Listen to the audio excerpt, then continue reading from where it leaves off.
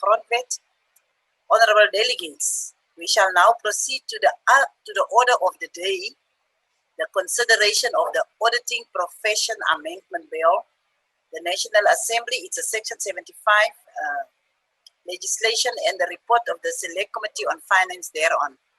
I will now call on the Honorable E.Z. Njadu, member of the Select Committee, to present the committee report. And you've got 10 minutes, Honorable Njadu. Over to you. Thank you very much, Honorable Deputy Chair, Honorable Acting Chief Whip, all ministers present, all members, good afternoon.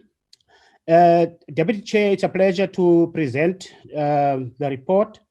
The report of the Select Committee on Finance on the Auditing Profession Amendment Bill, B2B, 2020, National Assembly, Section 75, dated 16 March 2021.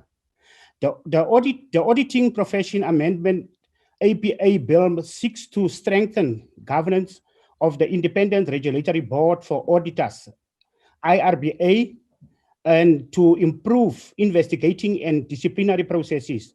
National Treasury explained that the bill processes amendments to the Auditing Profession Act number 26 of 2005. The act to address challenges and limitations that the IRBA faces in discharging its regulatory and oversight responsibilities, especially in the light of the recent audit failures in both public and private institutions.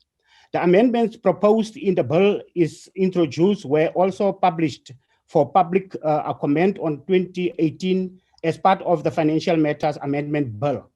The objective of the act was to provide for establishment of the IRBA to provide for the education, training, and professional development of registered auditors and registered candidate auditors, to provide for the accreditation of professional bodies, to provide for the registration of auditors and candidate auditors, to regulate the conduct of registered auditors and registered candidate auditors, to repeal an act, and to provide for matters connected therewith.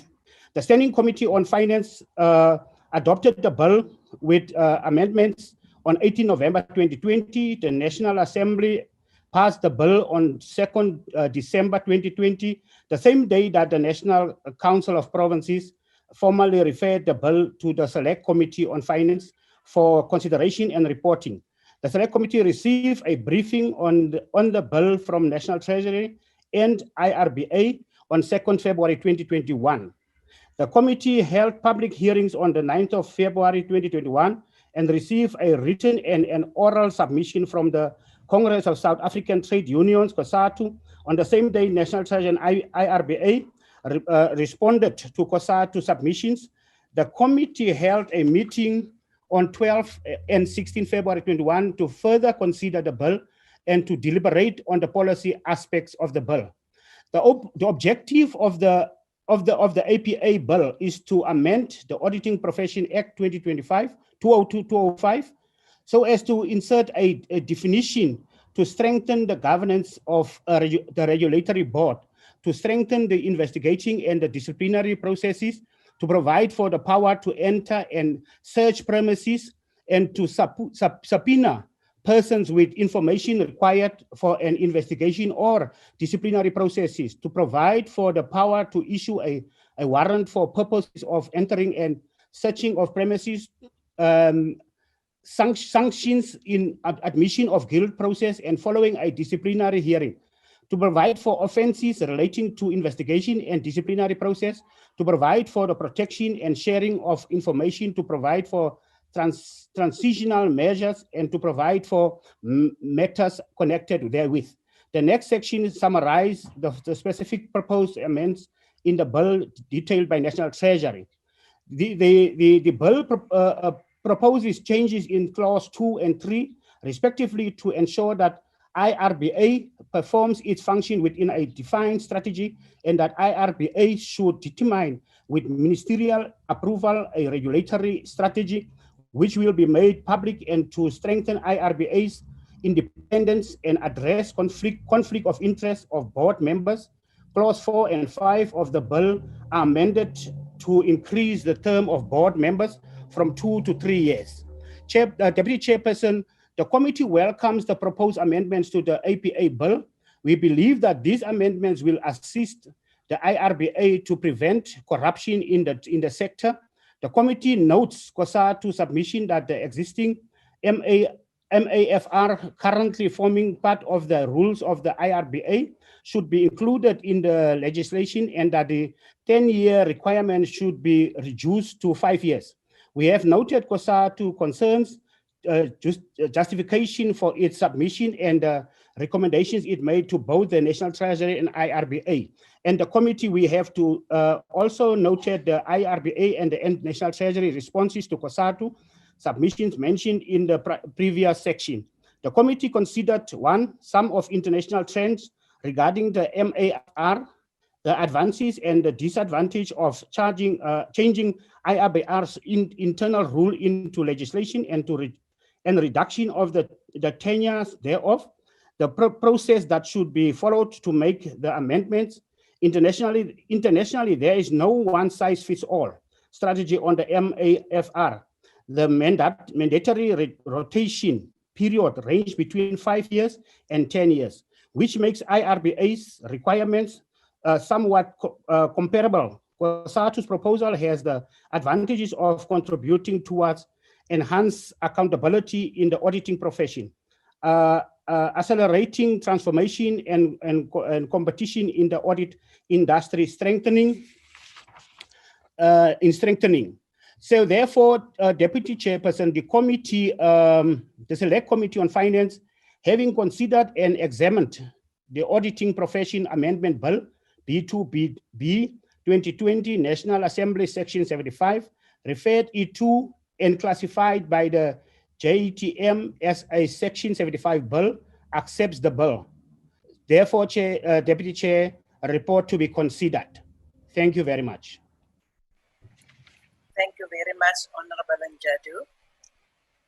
I will now put the question, and the question is that the bill be agreed to.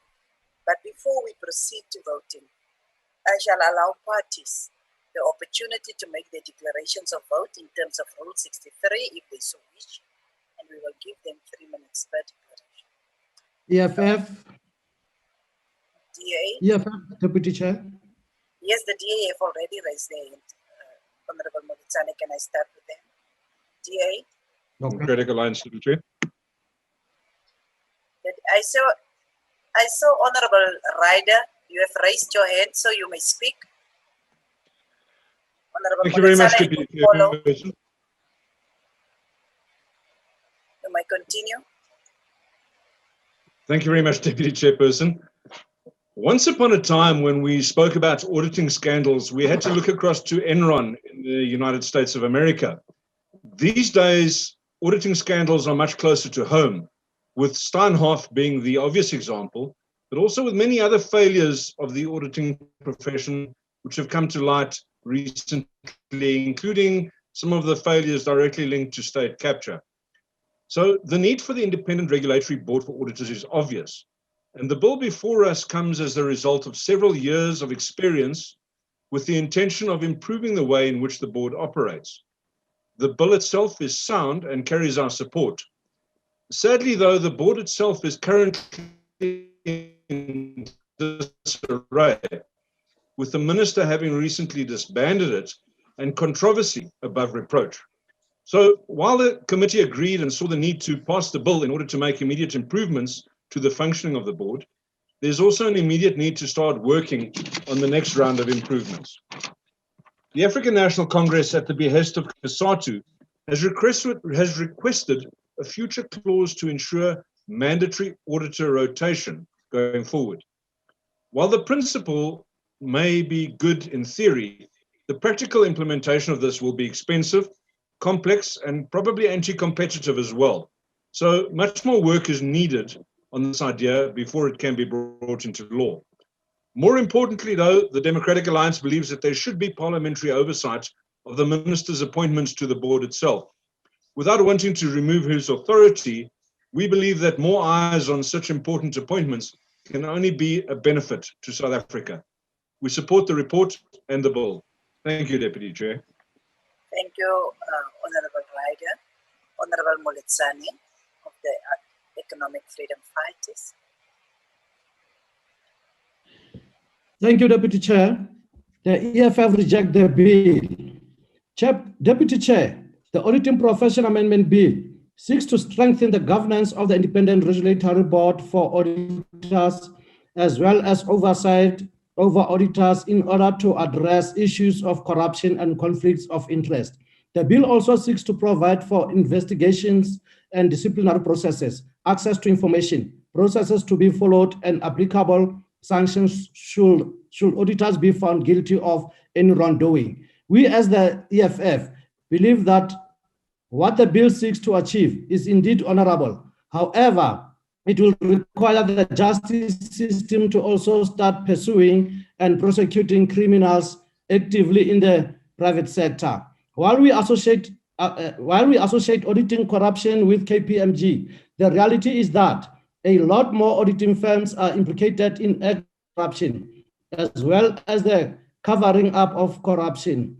Deloitte and Touch, PricewaterhouseCoopers, PwC, Bain, McKinsey and Company, Ernst & Young, Grant & Thornton, and others are all involved in corruption, despite costing shareholders billions in loss of shareholding. Deloitte still operates today, auditing Dong-Hart Hallett, where corruption is rife. When the corruption is replaced with other auditors willing to do the dirty work, auditing firms do not want to cooperate with investigations into the misconduct of their auditors because they know they are accomplices in the action of those auditors. Therefore, we cannot isolate auditors and deal with them individually. We should extend accountability to the auditing firm and embark on a complete overhaul of the auditing profession to enhance the problem. The Auditing Profession Amendment Bill seeks to strengthen the relationship with accredited professional bodies as if they are different from auditing firms. The individuals who sit in these accredited bodies are the same individuals who run these firms. Matters for investigation should be referred to the police or the Hawks, not to the South African Institute of Chartered Accountants, which is a law unto itself and will always prioritize profit. Chairperson, Deputy Chairperson, we are all aware that there is no desire from our government to deal with corruption decisively, especially corruption in the private sector by controlled companies. This is, hello? Yes, you wrap up. Thank you. This is event in the appointment of the Janita John as the CEO after oversaw the Dong-Hart Hallett Audit Committee where corruption was rife. There is no way we can accept change in the ARBA from individuals with questionable character and business ethics. While the bill has good intentions to strengthen the ARBA ability to deal with rogue auditors, the ARBA itself is compromised. We therefore reject the bill. I thank you, Deputy Chair.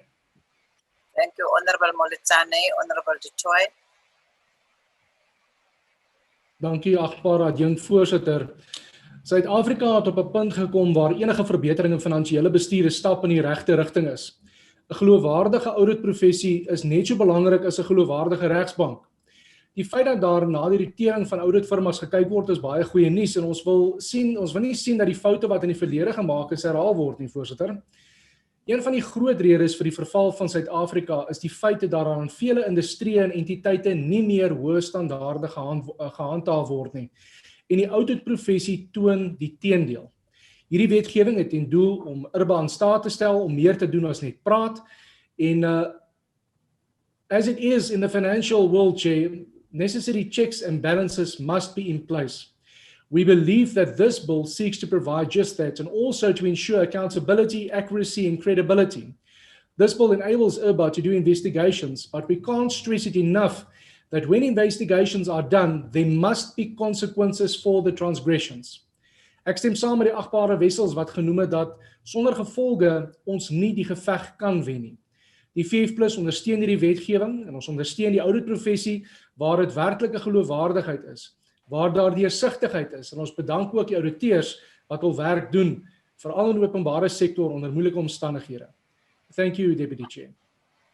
Baie dankie, agbare de Choi. Honorable Yunus Karim.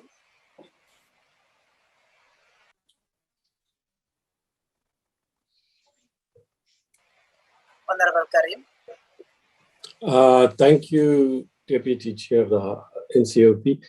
Firstly, this bill has been a long time in coming, but we're glad it's here. The Standing Committee on Finance was pressing Treasury to deliver this bill from 2017 onwards. So we're pleased it's here. Effectively, it helps to strengthen the capacity of the Independent Regulatory Board for Auditors, IRBA, to act against wrongdoers. Previously, it was just tapping people lightly on the wrist for the most horrendous crimes that they were committing. And now what we have is a set of sanctions. We hope it will be implemented effectively and it'll serve as a deterrent. There's still a long way to go, but at least it's a major step forward. We welcome it. We thank Treasury for bringing it to Parliament. Then on the issue of the mandatory rotation of auditors, in reply to the DA, Mr. Ryder knows full well it's already a set of rules set by the IRBA in terms of the powers they're entitled to have. We had major public hearings on that. We had pleaded with IRBA to have more engagement with the stakeholders, but we fully supported it. We're not naive. We don't think it will necessarily lead to the transformation we want, which is to bring into the picture African and Black-led auditor firms. The big four will rotate amongst themselves, but it's not anti-transformative. I mean, it's not anti-competitive. It's happening globally. The 2008 financial crisis was in good part facilitated by the auditors, accomplished companies, we all know that, world-renowned companies, turning a blind eye and at worst being complicit in the wrongdoings that happened. And the consequences, once again, when the collapse came, financial and other, was mostly and disproportionately borne by the poor and disadvantaged, not that others didn't suffer. Now, we want to stress that it's not at the behest of COSATU that we asked for it to go into the bill, this clause, new clause. It's actually a view that the majority of us in the ANC had, and in fact, many of us who were there in the previous term also wanted. COSATU merely raised it. Chairperson, we discussed with the Legal Services Unit, with the Chief Whip and so on. It's very interesting. It was setting a precedent here. This is a new clause. Now, with the Section 75 bill, Chairperson, we need to think about these things. The powers that be, meaning yourself and others at the higher level, need to consider this with the Secretary of Parliament. What do you do if you want a new clause in the Section 75 bill? Because you can have public hearings, you can delay a 75 bill for 3 months. But then if the National Assembly Committee is not going to agree to it, is it worth it and so on? Interesting debates arose. It's something we're pursuing with the Chief Whip, and presumably he'll bring it to your attention, Deputy NCOP Chairperson. On IRBA, we should stress, there's a difficulty there. It's sad, once again, a world-class institution. Many years in a row, we were regarded as having, strangely, for a country of high levels of corruption and mismanagement, #1 internationally best standards in accounting, auditing, sorry. So IRBA needs to be sorted out. We pleaded the minister to do that. We were third in the world and then first in the world with our auditing standards for a while until very recently. I don't know what the EF is opposing, yeah? I mean, there are further sections of the bill coming, not least a clause on mandatory rotation within the next 24 months, which we required in terms of our report and in terms of the negotiations we had with Treasury based on a mandate given to me to pursue as the chair of the committee. So, I mean, I don't know what the EFF is saying. As you conclude, Honorable Karim. Fine. I mean, yes, there are problems. No, there's no need for them not to vote for the bill. They're just not voting for it because that's the way they are. In principle, they vote for nothing. Even the transformative aspects of this bill are rejected by them on spurious grounds. Thank you, Deputy Chairperson. Thank you, Honorable Karim. Yes, indeed, we love to listen to you, but there is a time limit to everything that we do in this House. We shall now proceed to voting on the question, and I will allow 1 minute for delegates who are outside the virtual house to join the session.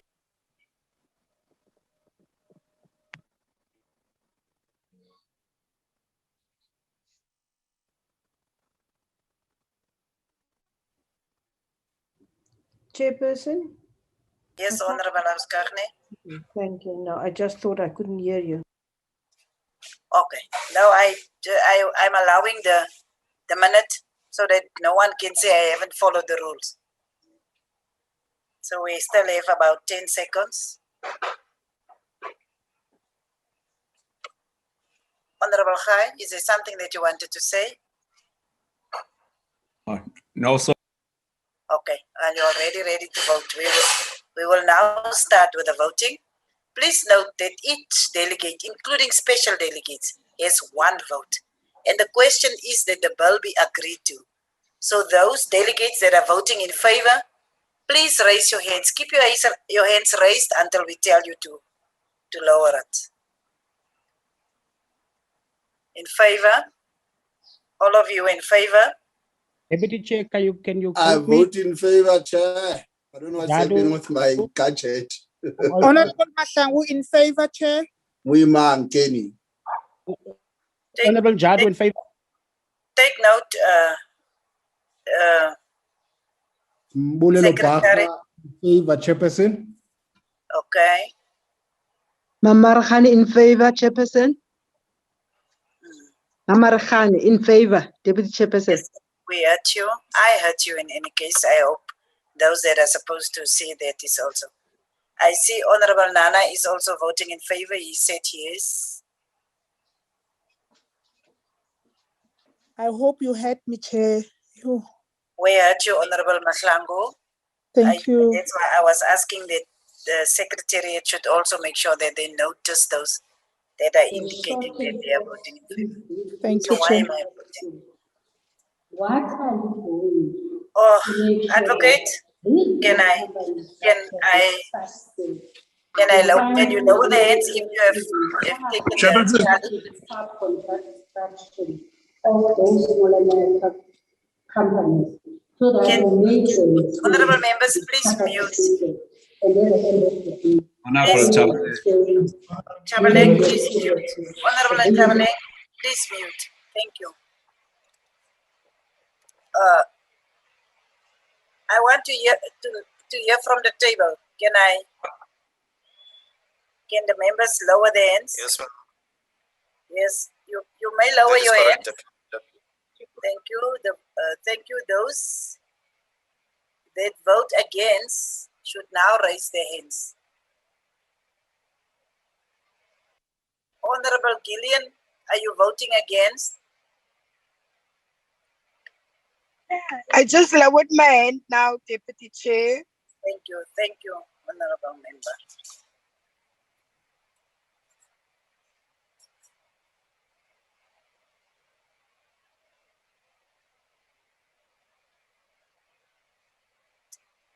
So, Honorable members, those that are voting against the hands, you keep your hands raised until we get from the table whether they have taken note of the count.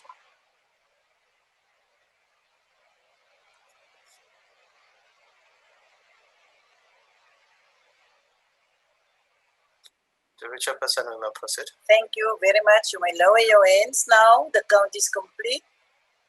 Just for They the have the mandate to vote against, Deputy Chair. Honorable Moiman, you are a little bit out of order.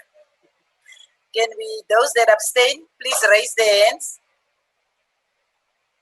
If there is no abstentions, the count is complete. And I will request the table to give us the okay. I received the count. Voting is closed. I received the count and the results are as follows.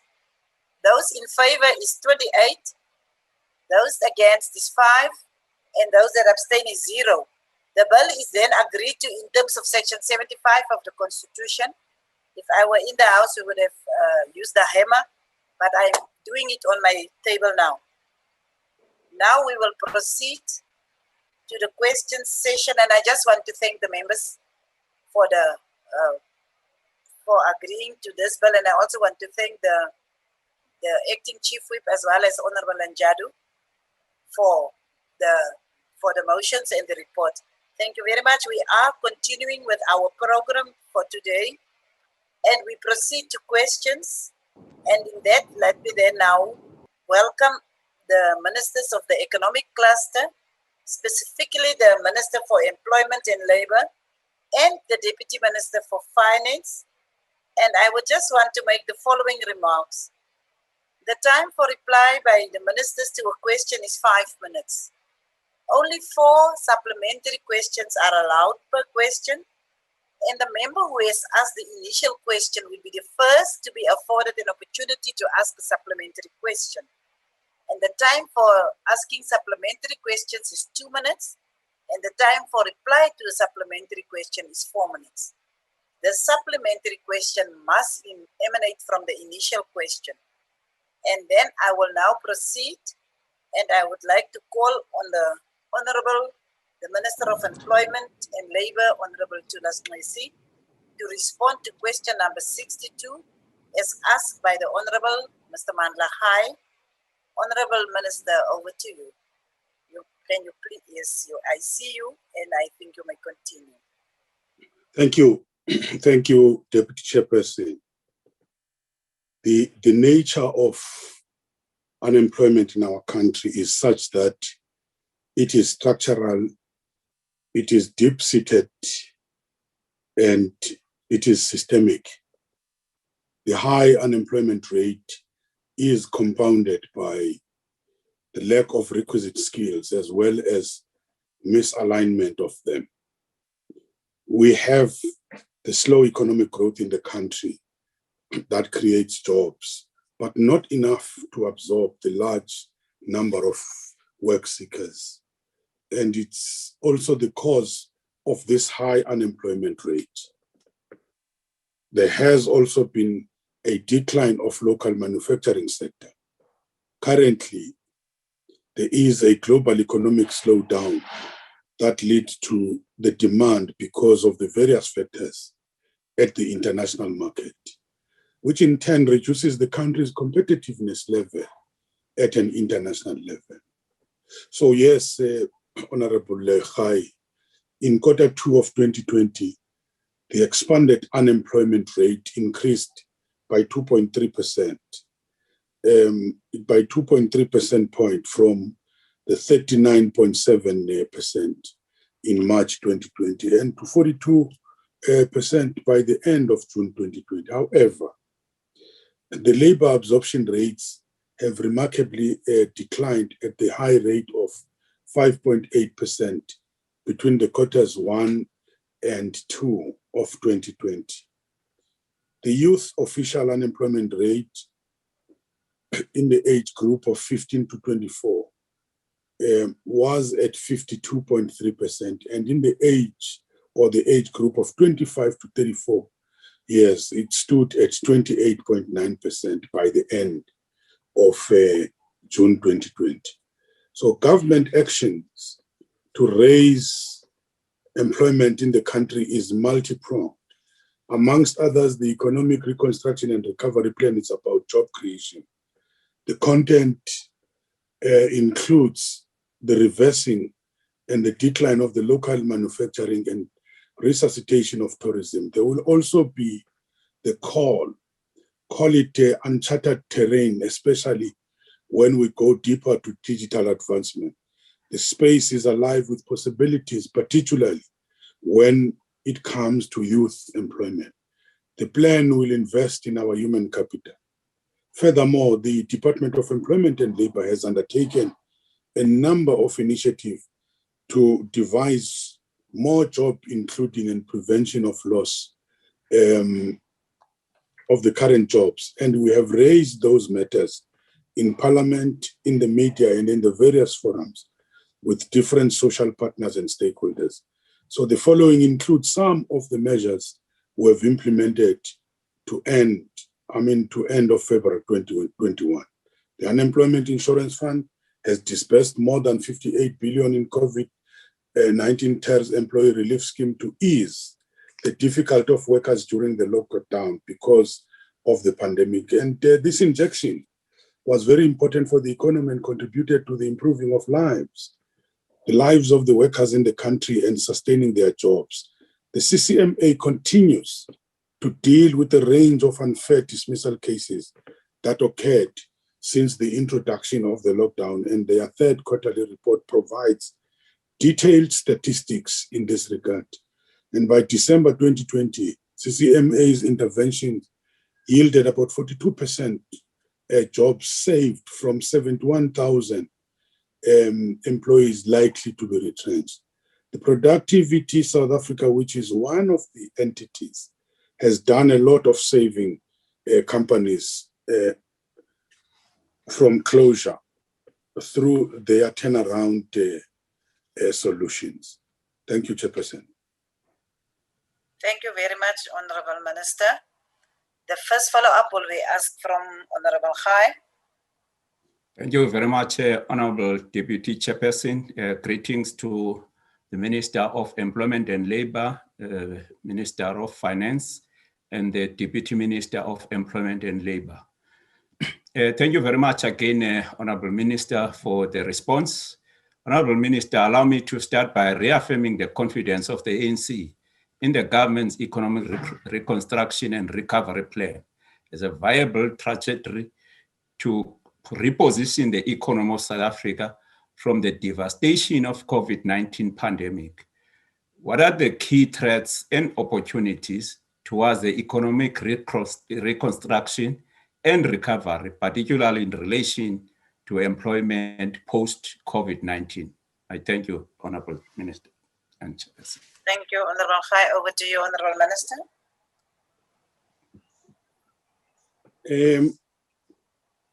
Thank you, Honorable Khai, for the follow-up. The Honorable Member is correct in the sense that for everything, there are always threats and opportunities. For us, the opportunities are that the economic reconstruction and recovery plan offers an opportunity to address a number of structural challenges that our economy has been experiencing over years. So, working with the private sector, we will strengthen localization of supply chains as both a critical short to medium-term intervention.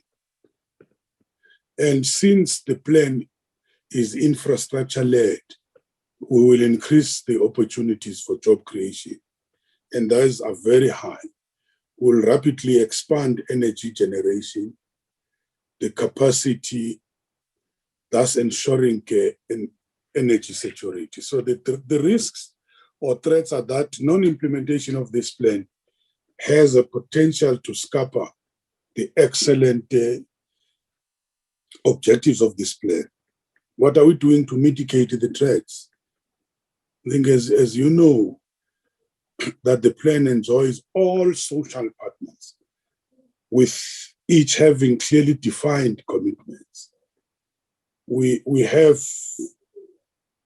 working with the social partners, or have been working with the social partners at NETLEC, established structures that will monitor the implementation of the key elements of the economic reconstruction and recovery plan. And to that effect, we have established economic work streams that are focusing on the following: on localization, on small businesses, on energy security, road and freight transport. Those are working on the detailed implementation plans, and those are being followed. And we report regularly to these structures as the different social partners. Thank you, Chair. Thank you, Honorable Minister. The next follow-up will be by Honorable Labuskaghni. Minister, it is evident that your bloated public service wage bill has contributed significantly to the crisis South Africa finds itself in our unemployment. Furthermore, the fact that labor supply outstrips demands means there will never be enough jobs created in the formal economy to absorb the unemployed.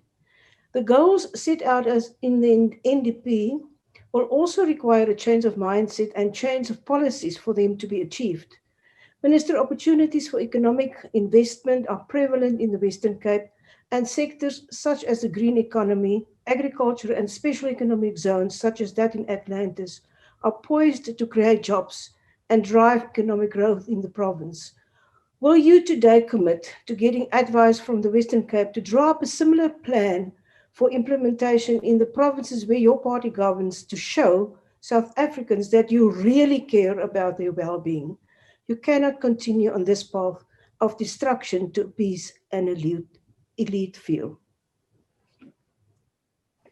Honorable Minister. Thank you, Chairperson. I think, Honorable Lekbasgegen, we need to be very careful about this term of the bloated wage bill of public service. We need to be very careful about that.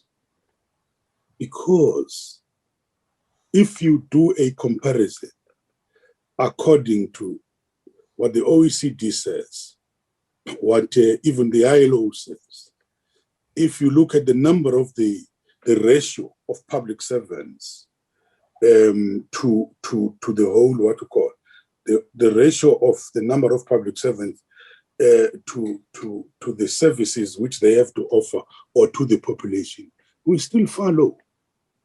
We're not meeting that. That has been proved scientifically. So we must be careful. We might have an oversupply in certain areas, but a shortage in certain areas. For instance, if you are to talk about education, if you to talk about health, if you to talk about police, you can't talk about an oversupply. And that is the core. That is the core of the public service. I think that's one issue we have to deal with. When you're talking about the labor supply outstripping the demand, we don't think so. We think that it's a mismatch that we tend to have a shortage in the critical areas or in the core areas. Maybe we might have an oversupply in certain areas. That is why we have to deal with that particular matter as government. The other issue which you're raising, green economy, is very central in the economic recovery plan, very central. And we are ready to engage all the provinces. We are ready to engage the private sector to deal with that, not just Eastern Cape, almost all the provinces, if they put the proposals. But green economy is very central in our plan. Thank you.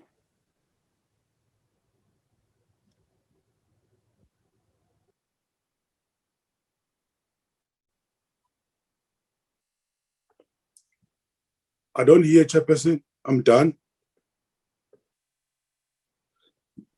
Unmute, Chairperson. Unmute, Chairperson.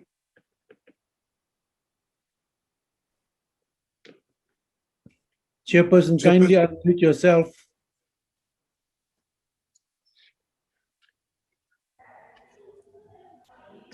Talking to herself. Host, can you unmute the deputy chairperson?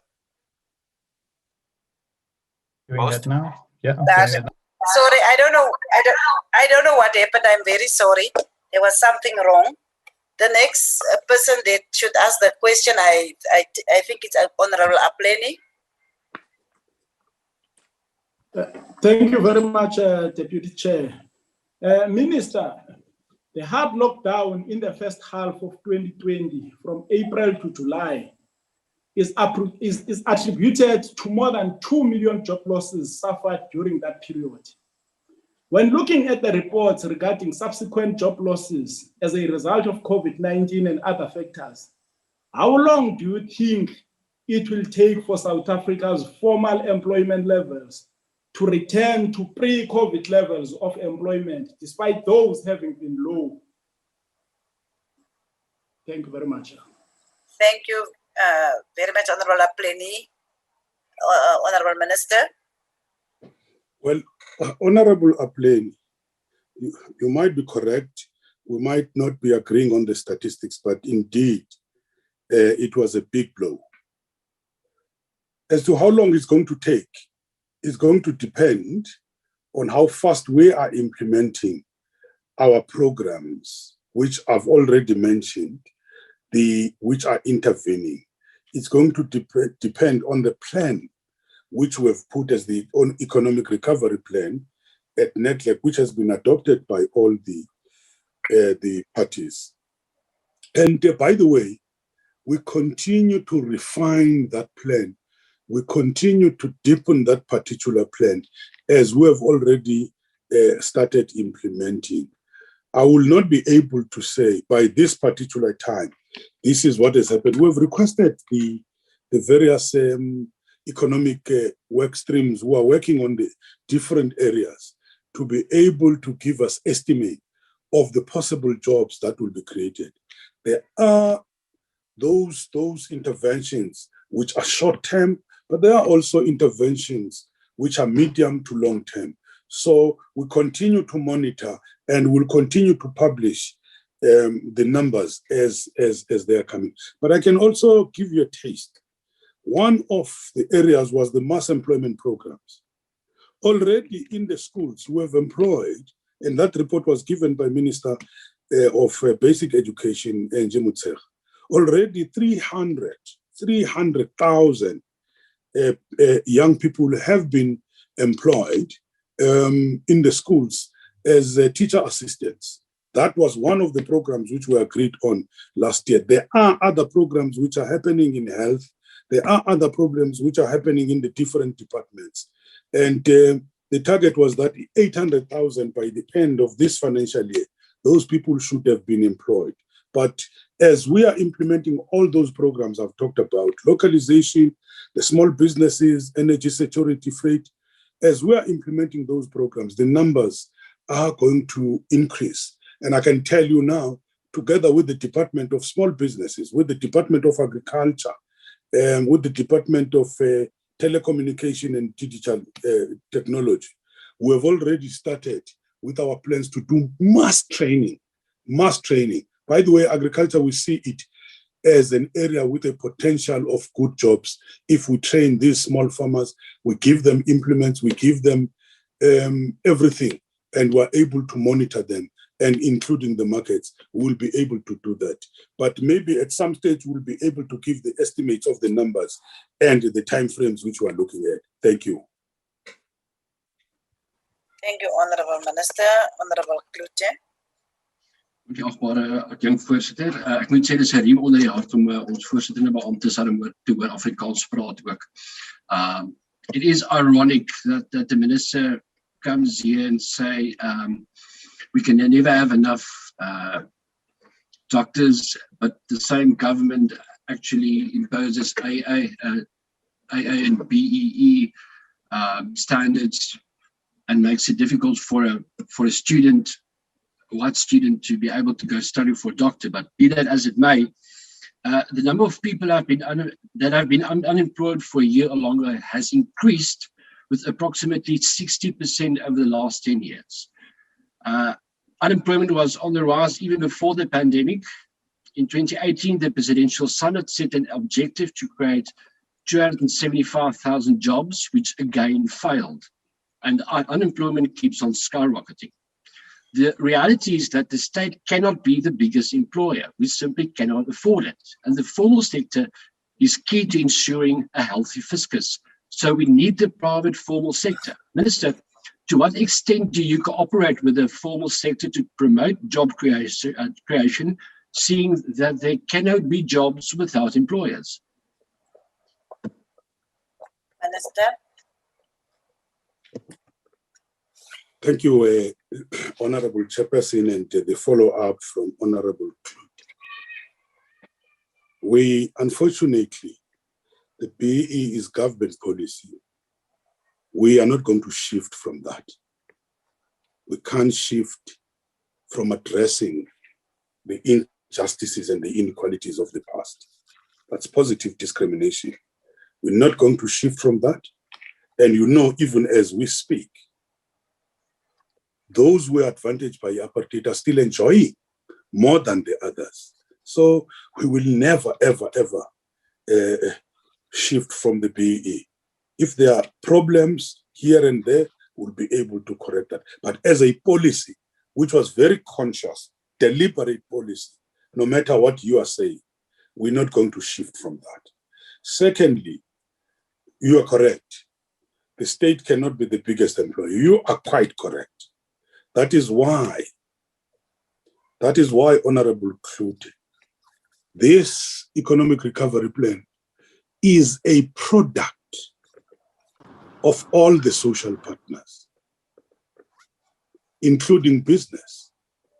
And business was able to make substantive, what you call, input into this particular document, especially on the short-term issues. But we are continuing engaging even on the structural issues in the medium to long term. So we have said we must be partners. We knew that government cannot just create jobs. It has to rely on the private sector, but create the necessary conditions. But unfortunately, if you're talking about necessary conditions, it's not about exploiting the workers. If you're talking about paying poor wages, exploiting desperate people who are coming from outside this country, we're not going to budge on that. Everybody must respect the labor laws. Thank you, sir. Thank you, Madam Chair, Deputy Chairperson. Thank you, Honorable Minister. The next question is question number 54, asked by Honorable Boshoff. Minister, it's over to you for response. Thank you. Thank you very much, Chairperson. Honorable Boshoff, what is good about our country is that as individuals, as groups, as collectives, we continue to have very strong and firm views about almost everything. And we advance our firm views volubly and vociferously. We do that with the aim of influencing and persuading others that they may be holding views that may be, opposed to ours. But even ourselves, we also remain open to persuasion and influence. Or is that the party that I come from that is like that? Others only impose and dictate their views on all us using vulgar insult and colorful language. And when they do not find their way, they raise their voices instead of raising their arguments, vulgarizing the freedom of speech and blackmailing those they do not agree with. Anyway, Honorable Boshoff, whilst we advanced those views, we never closed our minds. That is why the UIF continued to think as how to best can the planned activities and projects be prioritized. So as the consultations continued with the social partners, and by social partners here, I must mention, I mean business, labor, and community. And as we continued then with the social partners at NETLEC, UIF was then able to agree to extend the TERS benefit to 15 March 2021. The actual report of the UIF is attached. That report is attached to the annual financial statements. And those annual financial statements have yet to, or have not yet been certified by the Auditor General. As soon as that is done, the report will be made available. Thank you, Chairperson. Thank you, Honorable Minister. Honorable Boshoff, you follow up. Thank you very much, Deputy Chair. Good afternoon to you, Minister. Minister, why is it then that if there is money available, or there was money available until the 15th of March, you kept on encouraging employers and employees to apply for the normal UIF that has been in operation since 2008? As we both know that in doing so, employees will deplete their points, leaving them destitute. This money, as you know, belongs to the employers and employees who make monthly contributions and does not belong to government. Furthermore, Minister, will it be possible for qualifying employees to apply for the full application period, which is from 16 October 2020 to 15 March 2021, or will there be separate application periods for each sector? Minister, and then finally, will there be any possibility or scope for employees in other sectors who were also not able to work due to these lockdown restrictions to apply for TERS? As you know, you extended this application for 3 sectors. Thank you very much, Deputy Chair. Thank you, Honorable Boshoff. Over to you, Honorable Minister. Honorable Chairperson, I think we must be very clear. This was as a result, whatever we've done, whatever extensions we have done, was as a result of the pressing situation for those workers to have livelihood. We couldn't just dump them. We had to make the means. We had to tap from the other sources which were meant for other programs of the UIF. But given this crisis situation, we had to go into those sources. That's the first point.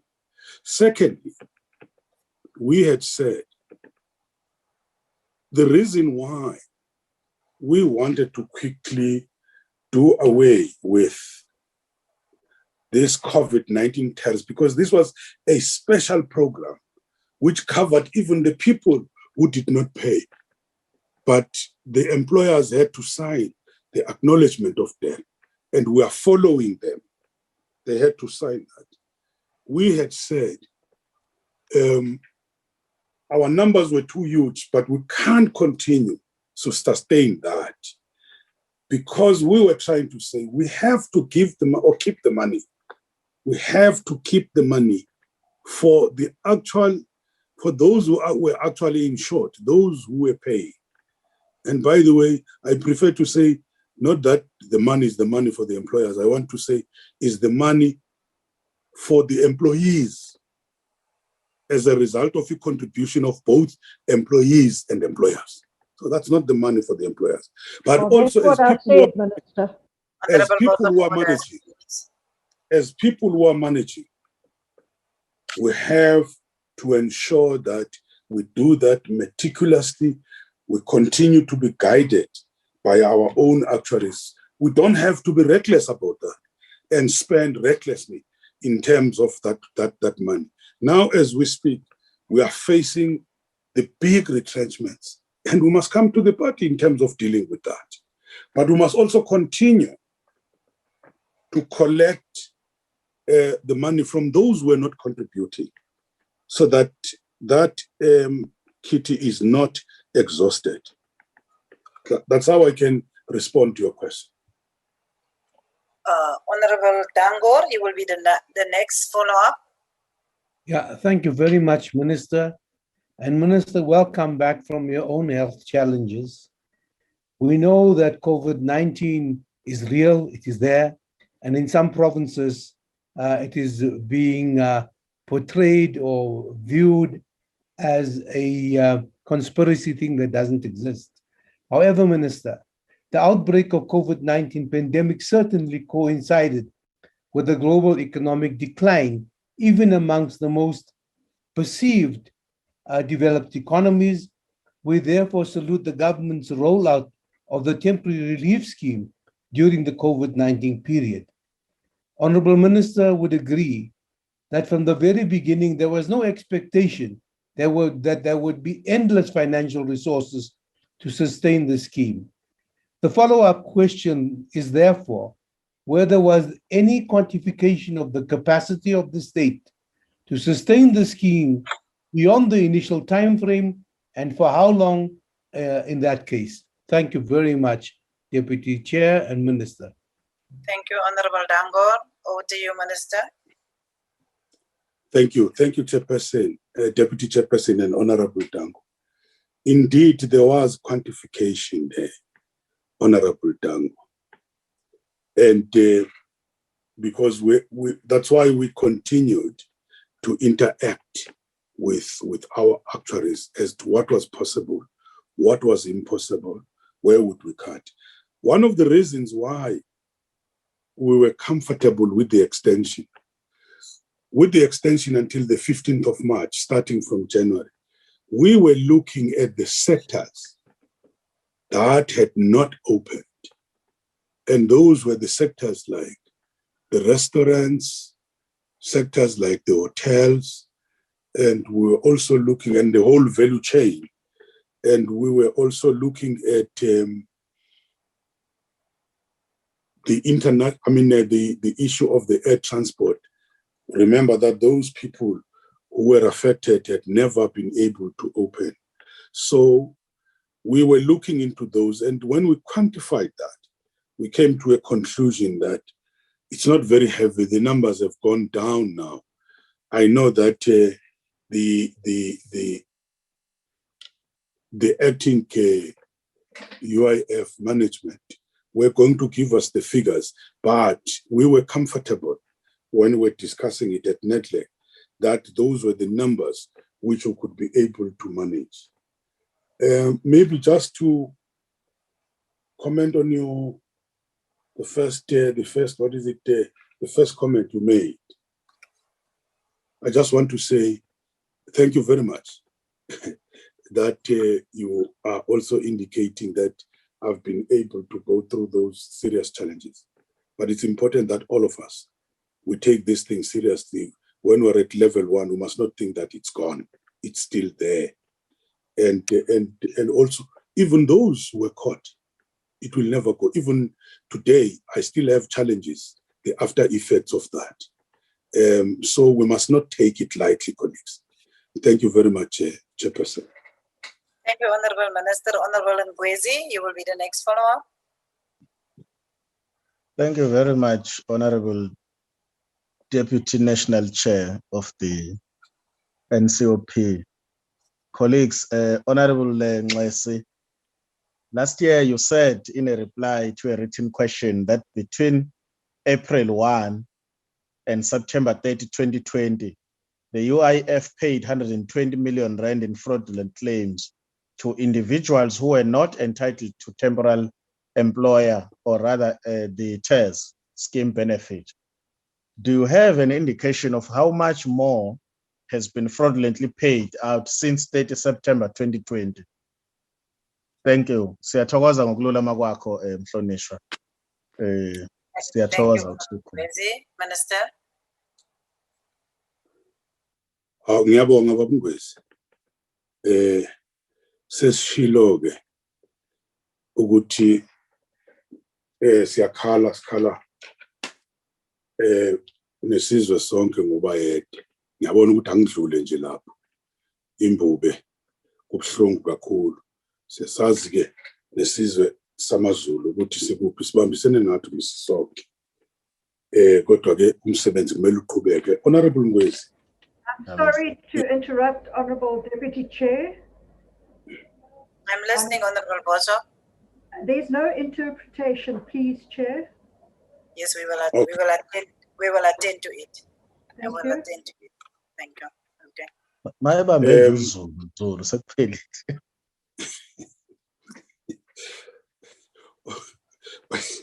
Honorable Chairperson. Honorable Ngwezi, please allow Honorable Ngwezi, the Minister, to respond, please. You are so out of order with what you have done now. Honorable Ngwezi, Honorable Chairperson, through you to Honorable Ngwezi, this is a continuing project. It's a continuing project to follow the money, to find out how much money has been stolen, because some of the money has been paid to companies. Remember, we were doing it directly to the companies who were supplying us with the numbers and the details. We were avoiding going to individual members. We knew that we would not be able to manage during that particular short period. Hence, we used the companies themselves to submit and follow the companies. But we discovered that there was a lot of fraud. Some of the companies would claim double the amount of their employees and have a lot of fictitious employees. That's why we have employed 9 audit firms. Those audit firms are following the money, and we continue to discover some of the people who were corrupt in this particular process. And some of those are also being discovered by the SIU, but we are also continuing internally in the department. It will be very difficult at this stage for me to give you the right numbers. I know that in one of the questions we've talked about some of the people we have already taken to the courts, about 80 of them, and I think that question is also in one of, or that question, that response is coming in one of the questions. So about 80 people are already there from companies and even as individuals, but we are continuing with those. Some of them we've discovered them, and we continue to take them there. Even the amounts which we're talking about, very interesting. After we started with this Follow the Money project, and the SIU had started, we recovered slightly more than 2 billion rand. People saying, no, there was a mistake. This was paid like this. The claim was not proper and so on. But later on, I can be able to supply those chairperson in a written way, because I don't have those figures exactly with me. Thank you, Honorable Minister. You will then submit it in a written form. We will now go to the next follow-up. Is Honorable Matigula. Nakensa Shanda Shamtsamashtul. Minister, your department said they will do oversight visit to companies that claim tariffs to ensure that monies are being paid out to the correct beneficiaries. Did this visit occur? And if so, what were your findings? Nakensa Chair. Thank you very much, Honorable Matigula. Minister. Honorable Matigula,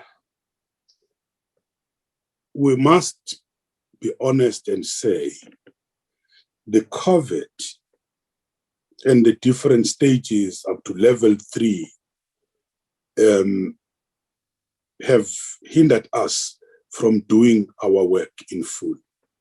A lot of our inspectors, by the way, were also affected, who were going into those companies and so on.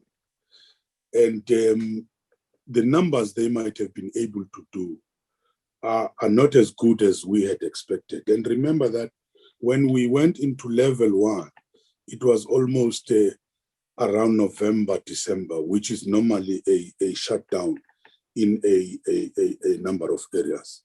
It's now that we are going on with that process, but those where we've been able to visit, we have been able to deal with them and expose them and talk to them and say you must pay the money of the workers.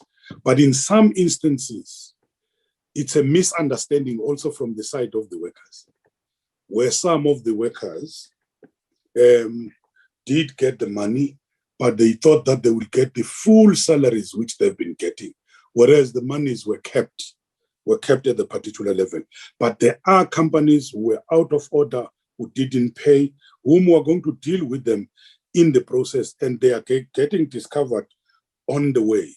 But you must also, we must also acknowledge the total number of the employers in this country. It's somewhere between close to 3 million. And we have our inspectors only less than 1,000. That's the reality. And we've just added an extra 500, and we are completing that complement now, which means the capacity has slightly grown, but the challenge is too huge in terms of the employer. Sometimes we rely even on the organized labor from the shop floor to be able to blow the whistle. Some of the workers have been able to tell us that, and we quickly go to those companies and investigate. We will now continue. Honorable Minister, you can respond to question number 63 as asked by Honorable Moema. Thank you, Honorable Chairperson. Honorable Moema, you've asked a question which by looking at it, I feel there are many tough questions that we need to ask ourselves as a country. I responded to them when I was dealing with some of the above questions. But your question is really positively provocative. Positively provocative. And that's how I think about your question. Do we really understand the peculiarities of our country? I mean, largely as a society. Earlier on, I dealt with the nature of the unemployment in the country. Your question is linked to that, but your question is also linked to the whole issue of the education system that we have as a country, that we are continuously trying to improve. Then it is the relationship between the output of that education and training that's set up and the whole labor market. What is the relationship between our output in education and training and the labor market? Are the demands of one able to be met by the other? Or are we sitting with a problem of an oversupply of graduates in the universities who do not fit in the labor market at the expense of the TVET, where you train the artisans who can easily fit in the labor market? For instance, when the labor market says to our education and training institution, from the graduate of this year, give me 10 the mechatronics, 10 boiler makers, 10 millwrights. Is that easy to happen? Or it gets to be supplied by with philosophers who still want to interpret the world whilst we are at a stage where we must change it. So I guess what I'm saying is that the graduates continue to flock on the fields that are already crowded. If you're looking for people for HR, you'll find thousands of graduates of HR who cannot be employed. I do not know that the Department of Higher Education, or I do know that the Department of Higher Education, Science and Innovation is occupied with the matter, but it does not start there. We have to start them at a young age. Let me leave that for a moment. So what are we currently doing? The President Employment Stimulus supports a range of programs, from expanding public employment to protecting existing jobs and creating new jobs through the market-based mechanisms. Its aim is to support the livelihood whilst the labor market recovers, investing in the public goods and services, enhancing the skills and employability, and boosting demand in the economy at the same time. And as part of the economic stimulus, we worked with the presidency to recruit, now, I did say this, and place 800,000 young graduates in temporary employment by the end of March 2021, so that we can obtain the necessary workplace experience. So our entities such as Productivity South Africa has done a lot of work in promoting the integration and the training of the young people in the productivity and the SMMEs skills. So a draft on the National Employment Policy, which is the sub-theme of labor migration policy, has developed and is currently being finalized. The draft policy will be aligned to the Employment Services Amendment Bill that I intend tabling to Parliament. This policy is intending to protect our young graduates and other seekers from unfair competition with the documented and undocumented foreign nationals. So the network continued to work with us in responding to the President's call to rebuild our economy and create more jobs through the development of an economic recovery plan following on the Job Summit. So there are targets that each party that has committed to this strategy is going to have to report on the number of the young people placed in the employment. Thank you, Chairperson. Thank you, Honorable Moimang. Your follow-up. Thank you, Deputy Chair. And again, let me also welcome the positive response from the Honorable Minister and applaud him once more for putting to the fore various government initiatives like internship programs, graduate development program, and SME development to integrate the graduate into the economy, but also giving a much more content and at a much more strategic level the direction that the ANC-led government is taking in terms of addressing the structural challenge of youth employment. I suspect that also the response that the minister has given, amongst them also encapsulate the decisions that we have taken as an ANC to say the removal of work experience requirement for young people at entry-level post, especially in the public sector, needs to be effected without further delay. And therefore, I think we must appreciate the response.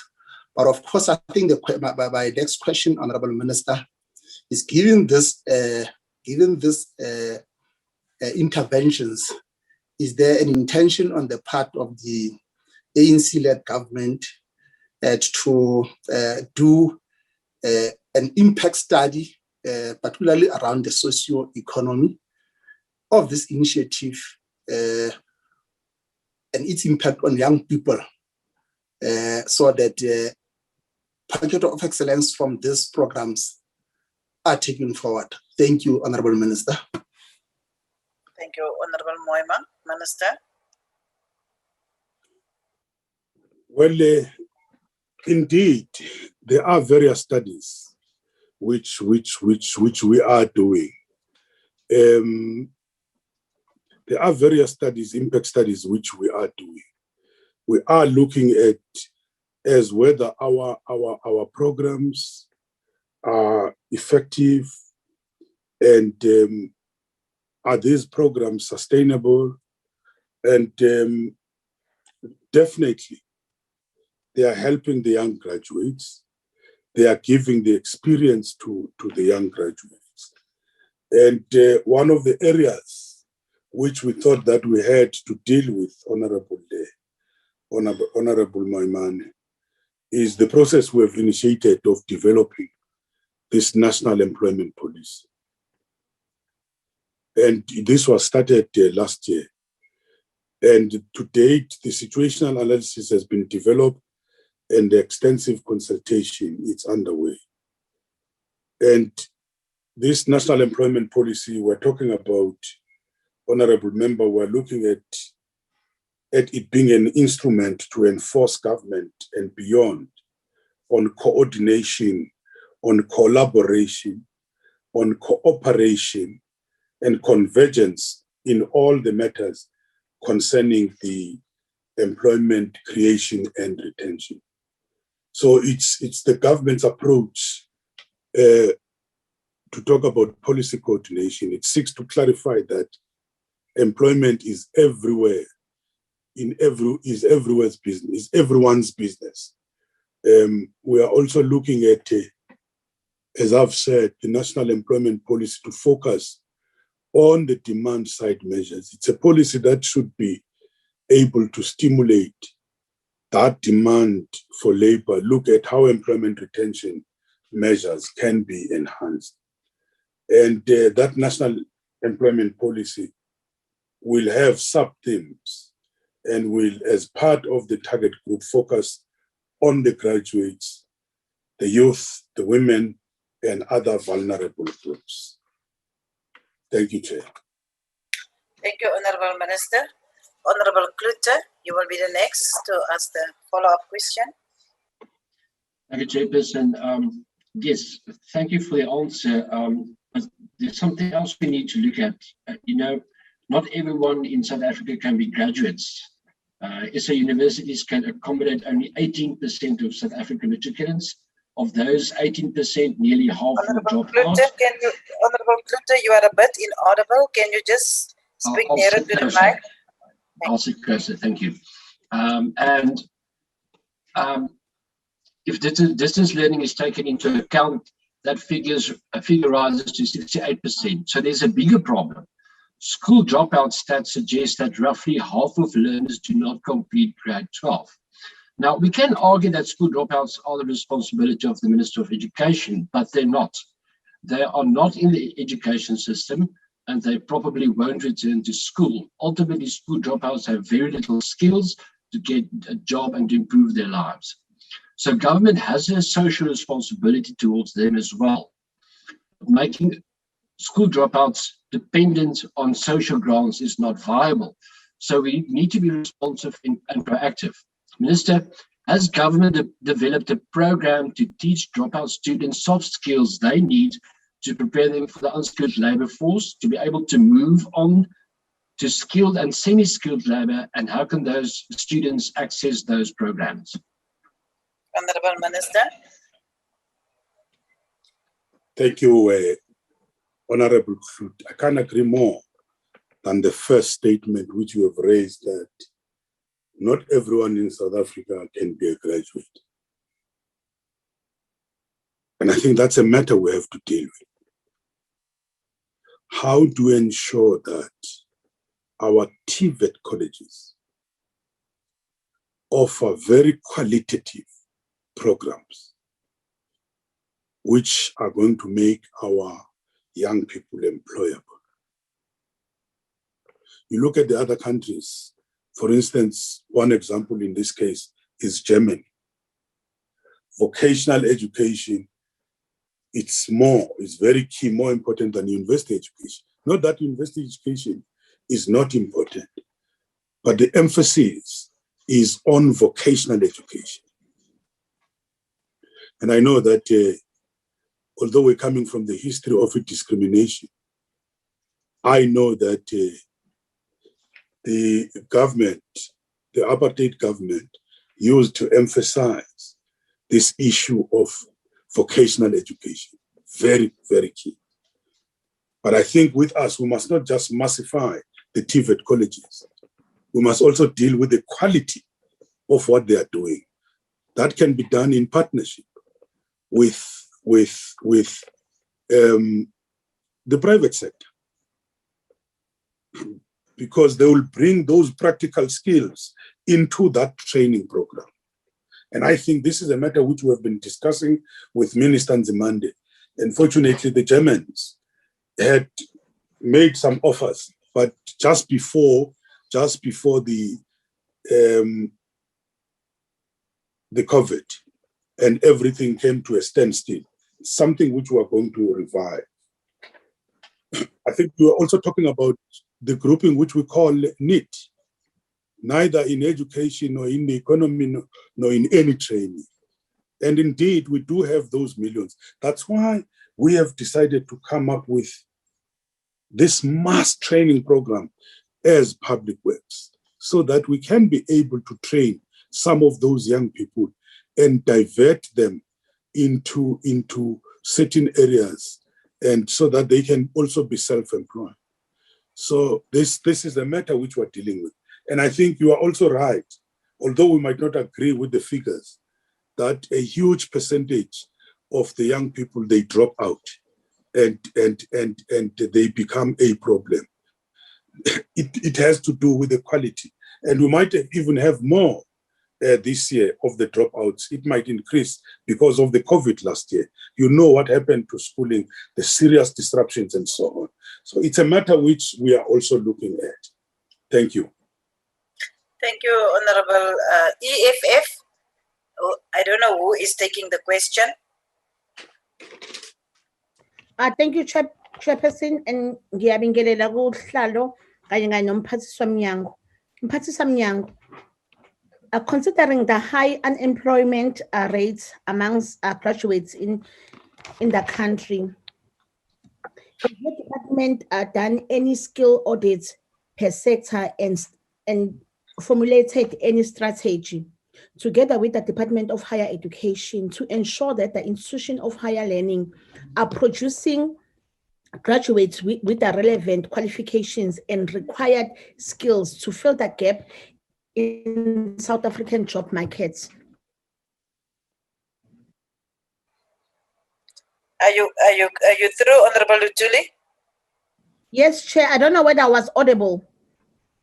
I think you were, but at the end you were muted. That's why I'm asking whether you were through. Honorable Minister, did you get the question? I think I did get the gist of it. Thank you may continue. Thank you. Ohloniphekile siyabonga Malthuli.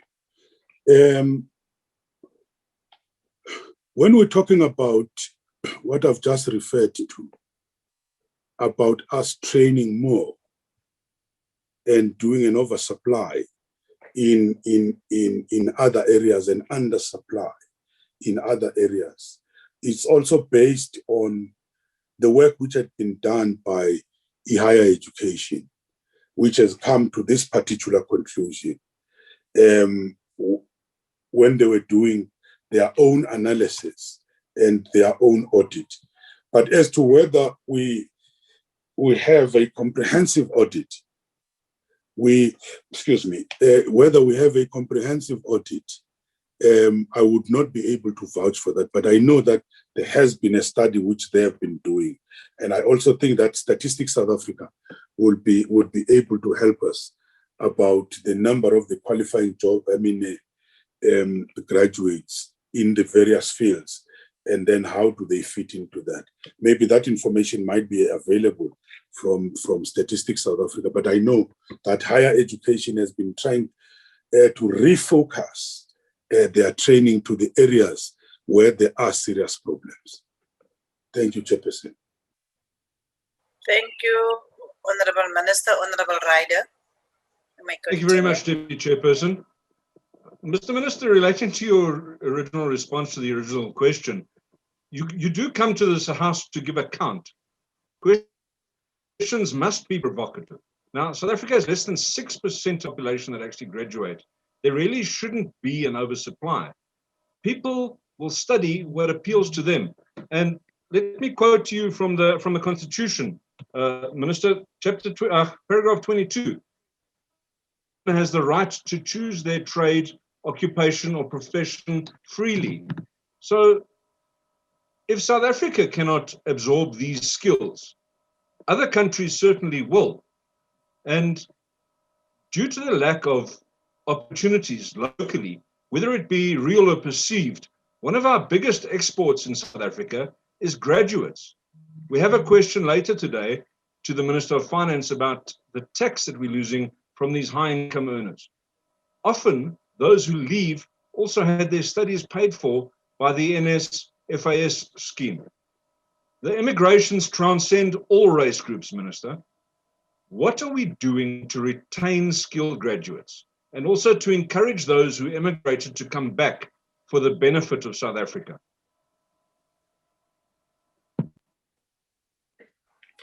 Honorable Minister. Thank you. Sawubona, Honorable Ryder. I'm missing Parliament now when I see you. Thank you, Chairperson. I think this is a very important question.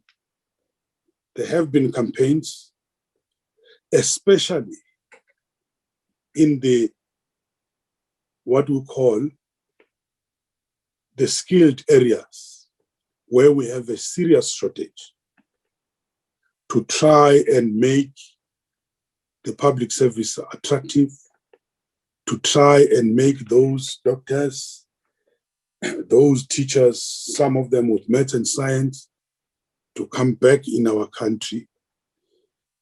But of course, it's going to depend on how successful are we in our program to create jobs, where there will be opportunities for those young people.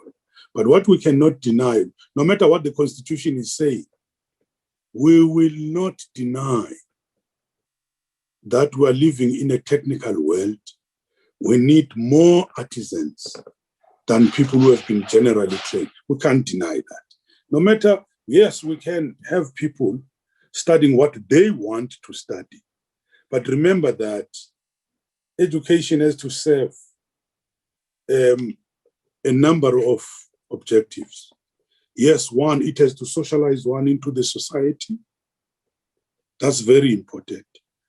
And cultural realization of a person into his or her own, the values of that society. But also, it cannot, education, neglect skills training for the job market, because you can sit up with lots of graduates who cannot be absorbed by the job market. So that's very important, and we must take that matter very, very seriously. And also, given our history in this particular country, it can't be, and I always use this example, it's an unfortunate example. It can't be that when in my house I'm looking for a plumber or an electrician, that person, it's either an old white man who's over 55 or who's 60.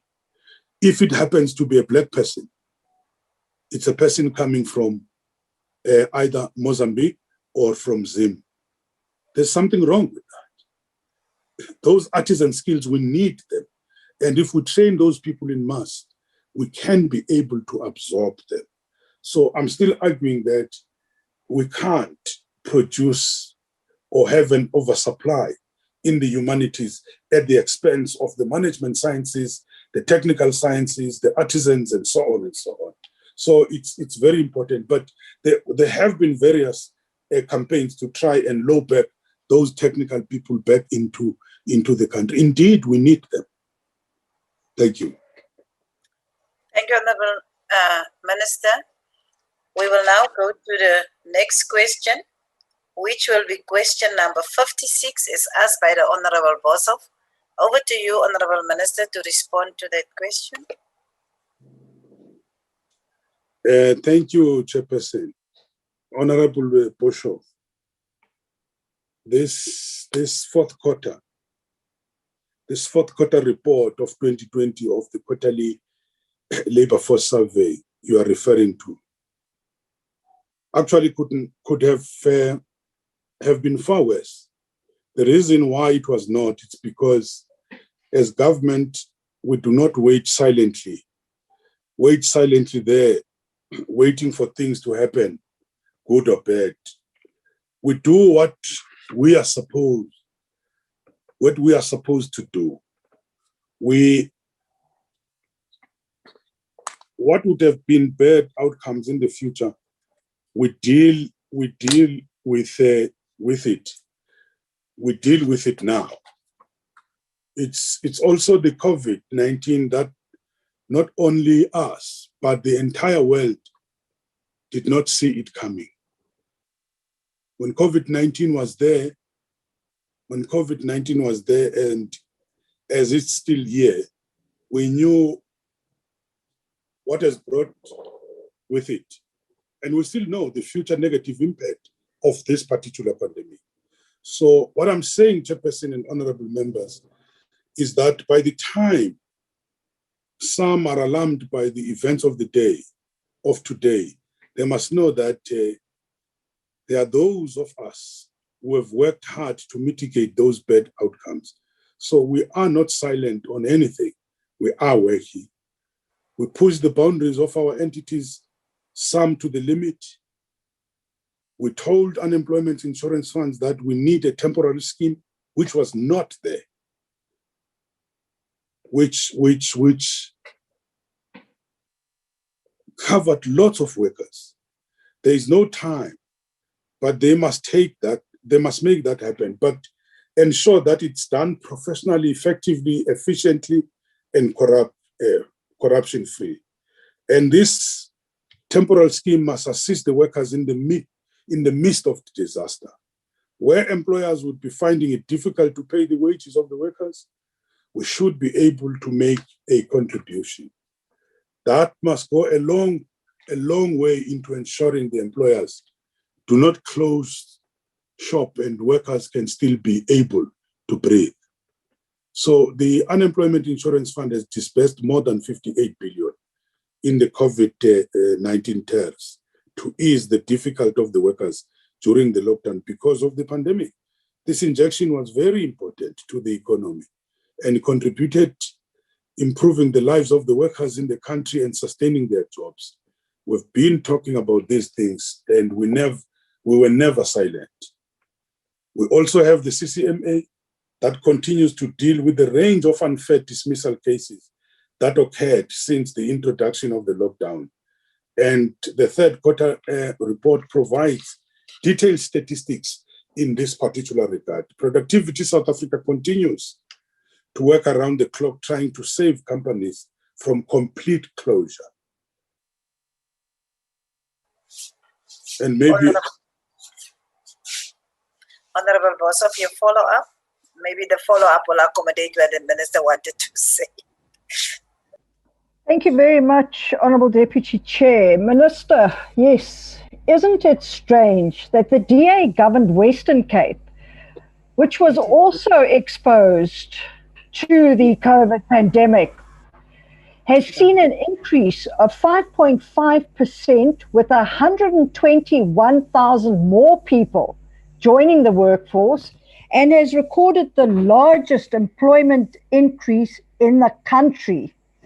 The DA Western Cape has also been proactive in drawing up significant amendments to the Labour Relations Act, which we will submit to Parliament, indicating our support of the economic reform agenda to assist in creating an environment more conducive to job creation, which must be on the forefront. Minister, today you had the opportunity to inform the people of South Africa how you plan to free businesses from the chokehold of all state regulations, especially in light of your recent extension of the collective bargaining agreements. But alas, nada, zilch. The DA in the Western Cape, Minister, places people first. Where, Minister, do you place them? Thank you, Honourable Deputy Chair. Thank you, Honourable Boss of Honourable Minister. Chairperson, I don't want to brand the statistics of DA here, which I don't know where they are coming from, about the employment figures.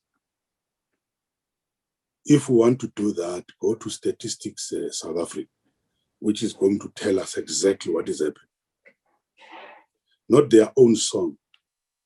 And start talking about the DA province. We're talking South Africa here. Western Cape is part of South Africa. Unfortunately, I don't know why they make it as if it's a secluded part, which is outside South Africa. So I wouldn't get into that argument.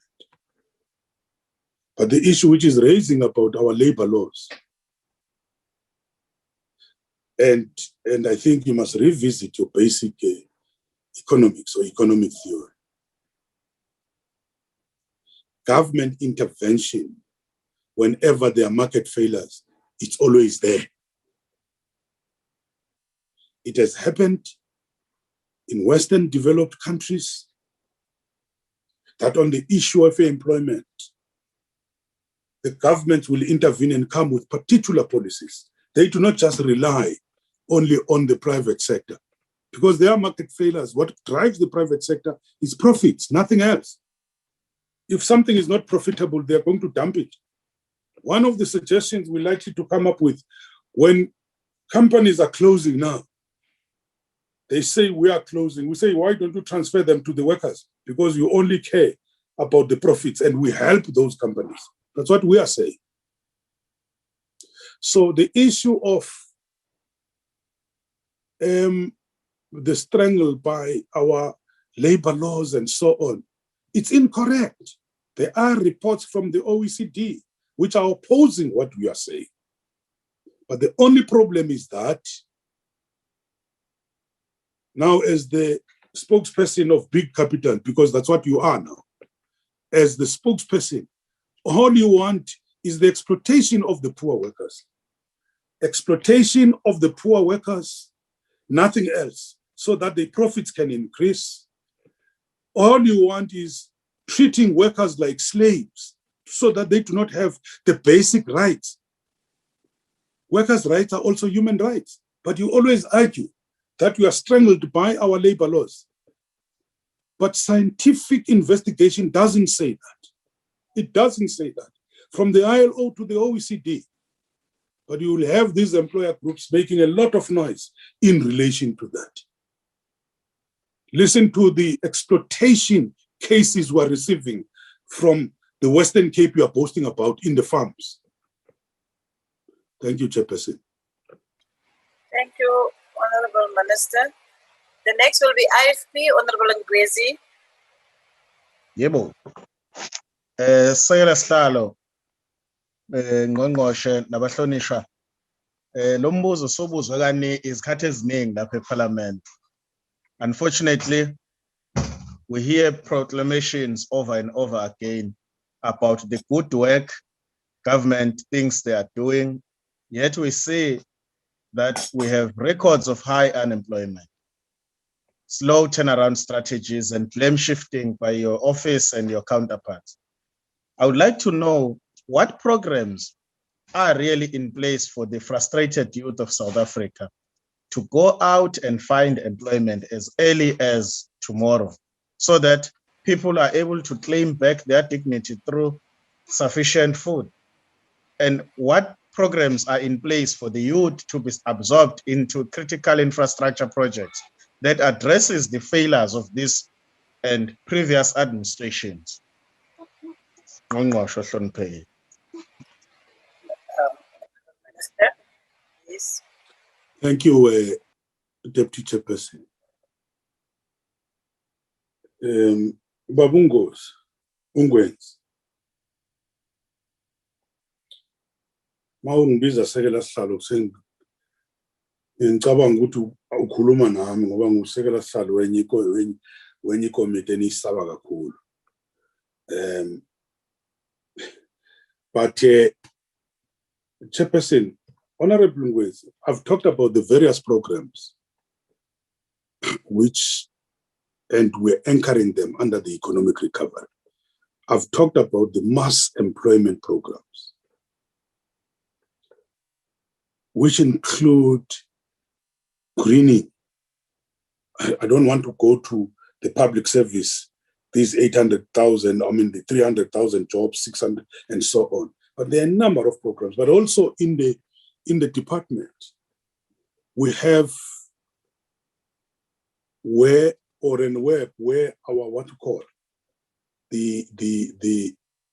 those who are looking for jobs are able to register. And we're able to look at that register, try and match them with the labor market, try and refer them into the labor market. Does not mean that the infrastructure has already delivered. Remember, we're talking about the big infrastructure spend. Some of the projects have started, some or major projects are still going to start. Maybe it's only after a year or two that would be able to quantify and say, this is what is happening. So they will be coming, these projects, not all at the same time. They've not started at the same time. Gradually, they will be coming this, because one of the things we've learned, when you deal with the infrastructure, you must do thorough planning so that you don't have stop and go, and so on. So all I'm trying to say, we are going to see the results of this. Maybe after a year or two or even 3 years. There are also long-term ones and so on. Of course, in the short term, there will be. It doesn't mean that the youth tomorrow will simply get a job. It's going to depend how we're going to, and those people have to be trained, by the way.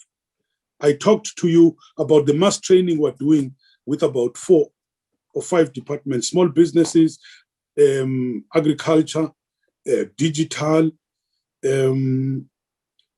what is the other one? Why do I forget them? But it's just an example. We have to train that youth. And we don't want the type of training which is just quantitative training, which is not qualitative training. If we train you and then there's this internship, you must be able to say after that you must be linked to a job, because the previous training was just training training for the sake of training. I see you, Chairperson. Thank you. Honorable Mushoti, you will be the next one.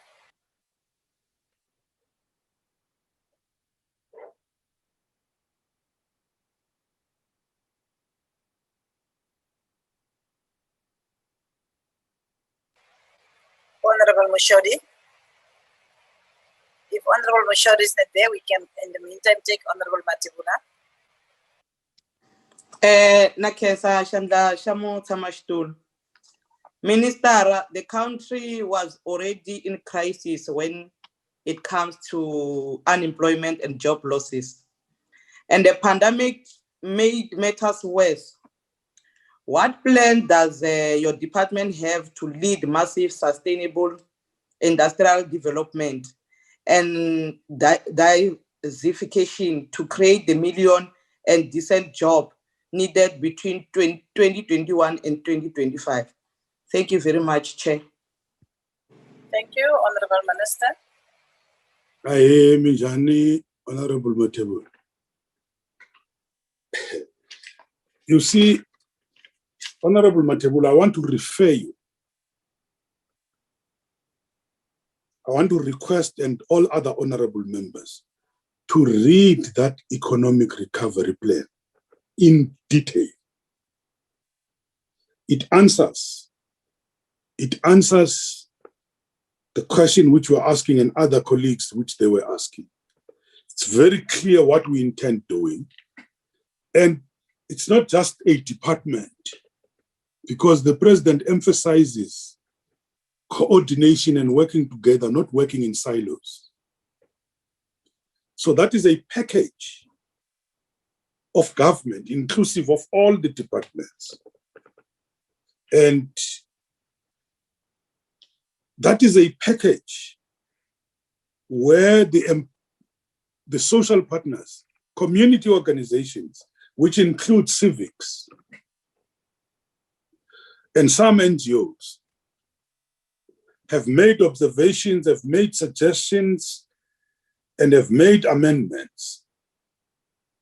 The social partners like Labour, in the short term, we've all agreed on those. We are working on the medium term to look at structurally what are the issues which we have to deal with. And I suspect that Minister of Finance or even the Deputy Minister Masondo can be able to talk about what are we talking about when we're talking about the structural restructuring. We're not talking about privatization insofar as I'm concerned. But there are areas which we have to deal with, which we have not been able to deal with. That also talks to the issues of government, of governance, of management in those big parastatals. Remember that big parastatals were the job creators in the past. The National Party was very clear. Esporweg, it was the Boere there, working there. Wangayang Eskolwe. They would be able to be absorbed there because they were artisans. So what we are trying to say, unfortunately, some of our previous policies were running down instead of increasing employment. But all I'm trying to say, go to that document. It's going to give you answers about that. Thank you, Chairperson. Thank you, Minister. Honorable Mushoti. If you are not there, we will continue. And we will then now request, Minister, that you go to question number 64 as asked by the Honorable Landsman. You're making me work today. That is how it's done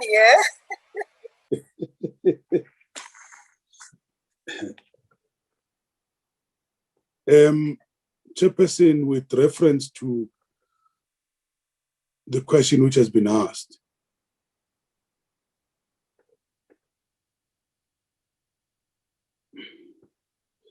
almost just slightly above 2 billion. And I'm not sure, I must correct you, I'm also very poor in numbers. I can talk about 200 million, trillion. Almost 2 billion, 33,915,9 986.24 rand has been refunded thus far to the UIF. The follow-up money project is also on a daily basis recovering money, and employers are entering. The employers are entering into acknowledgement of the debt agreements, which I referred to earlier. 1,000 cases have been referred to SAPS for possible criminal investigation, and 15 have already appeared in court on charges of fraud and corruption. Now it was 80. I think this number is wrong. I think, but the employers, it's 15. But those who have been referred, who have already appeared at about 80. That's the precise answer to the question. How much has been recouped? How many cases have been forwarded? Yeah. Thank you, Honorable Minister. Honorable Landsman, do you have a follow-up? Thank you, Honorable Deputy Chair. Apologies for the camera, my network is not well. Honorable Minister, thanks a lot. My follow-up is as follows. We welcome the swift move by your department to detect this fraud and theft. Are there still some suspects who are at large and employed by the department? If so, what are the department's relevant plans and details? Thank you. Thank you, Honorable Minister. Thank you, Honorable. Thank you, Honorable Landsman. Honorable members, I had to do what I did because when you are given a responsibility to manage and irregularities get pointed out and it becomes known that they happened under your watch, you have an obligation to explain yourself, but even more crucial, investigation must take place without any hindrances. And I may not look at you as a suspect, but my eyes may be fixed on what has happened, like the lack of controls and some dents in the system. That may demand a closer and a deeper look, so that closer and deeper look into the UIF COVID-19 tariffs, both internally and the SIU one, are still continuing. So in the UIF, there is a chief risk officer who continues to pick up cases and they get investigated. And I've said also, follow the money is also what is supposed to do. That is why we are able to give you the figures that you have just heard now. And the SIU will hand over the report once they conclude the investigation. Matters would need to be lifted up from it, and they would be carried through and to be taken to their logical conclusion. But I think we must understand, Honorable Member, that it takes time to deal with these investigations. It's not as easy as we think. And sometimes we rely on the experts to help us with the investigation. But also our law, we must be able to have evidence as we deal with people as suspects, because you can charge somebody and later on you find that you have made a mistake. And our law is very strict. Thank you. Thank you, Honorable Minister. Honorable Vihi.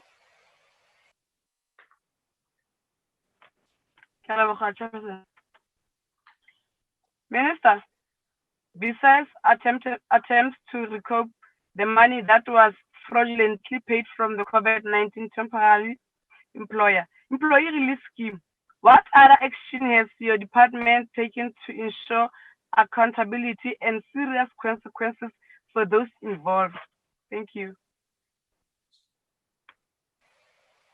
Honorable Minister, over to you. Deputy Chair, all we have done is to put the proper controls. You remember that there were a number of weaknesses which were pointed out by the AG on our own controls, which we believe that if those controls were there, by the way, that's why I suspended the top management. If those controls were there, we would not be seated in this position. We might have had some fraud because these fraudsters are always ahead of us. We had to be very strict on our controls and put what the AG, and we've gone a long way in dealing with that. But also, it became very clear that we needed to upgrade our systems. We needed to upgrade our IT system. I remember ISCOPA when they came for an on-site visit, looking at all our units in the UIF, they were very, very critical of our IT system. And we are dealing with that. We have requested people from Treasury and even some experts from outside, to come and interrogate our IT system and make recommendations how we change it. And remember, when you change that IT system, you already have a contract of somebody who is going to fight when you say, we must do away with this contract, we are not performing. So, but we are engaged in all those issues in order to improve our systems so that we are able to obviate fraud. And of course, charging people is very important. And you do it in such a way that there's no repeat. To supply. Thank you, Honorable Minister. Honorable Baha. Masibulele Deputy Chairperson. Sibulise kumphathiswa. Mphathiswa, for more than a decade, the DA in Parliament has warned that the day would come when unsustainable populist wage increases would thereafter the fiscal survival of our republic. Government spends over 30 billion per annum on the salaries of 29,000 millionaire managers who are in all probability political cadres, and our civil service now exists only to further the interests of a single political party rather than serving the people of South Africa. As far back as October 2019, the DA introduced a plan that would have cut the public wage bill by 168 billion and stabilized public finance while still granting inflation-linked increases to the people who actually deliver critical services. Minister, will you today admit that your government had no plans on the table and that it should take heed and follow the plan that the DA made available to make a choice between millionaire managers or maths and science teachers, cadres or country, and politics or people? Thank you, Deputy Chairperson. Honorable Minister. Madam Chair, through you, Chairperson. No, I reject this question. The last part of that question is wrong. There was never any populist wage increases. And the situation is that our economy has gone down. We've not been able to collect the revenue as expected. That's why we are seated with this problem of being unable to implement the third year of the collective agreement. That's why we're calling the unions that we must look at the creative ways of dealing with this particular dispute. Not a populist stance. And I reject the idea that public services for certain cadres. If you look at how we fill the posts which are advertised with very clear requirements in the public newspapers for everybody to apply. And the processes which are being followed in appointing that, where ministers do not even feature in some of the levels. They feature when you deal with the DG and the DDGs. Of course, some it might be even chief directors, depending on the delegations which have been given to the DGs. But also, if you were to do your own investigation or your own study, I don't think you'll choose a particular political party as having only its cadres there. There are many people who are there from the different political affiliations as civil servants. I don't know about Western Cape, where DA is ruling. I know that at some stage there was a purge of people who were associated with a particular political party. There was literally a purge from the municipalities. Thank you, Chairperson. Thank you, Honorable Minister, Honorable Klute. And for the next question, I will ask Honorable Khai to take over after Honorable Klute's question has been responded to. Thank you, Deputy Chair. Just for the sake of connectivity, I'll just keep my camera off. Minister, the UIF fund says, last week actually said it has enough to cover the extension to March the 15th. That's for TERS. Now, there has been trade unions that say that they should believe that the benefit under TERS should continue for as long as the national state of disaster and the restriction on business activity are in force. Are we looking at another extension, or is that off the table?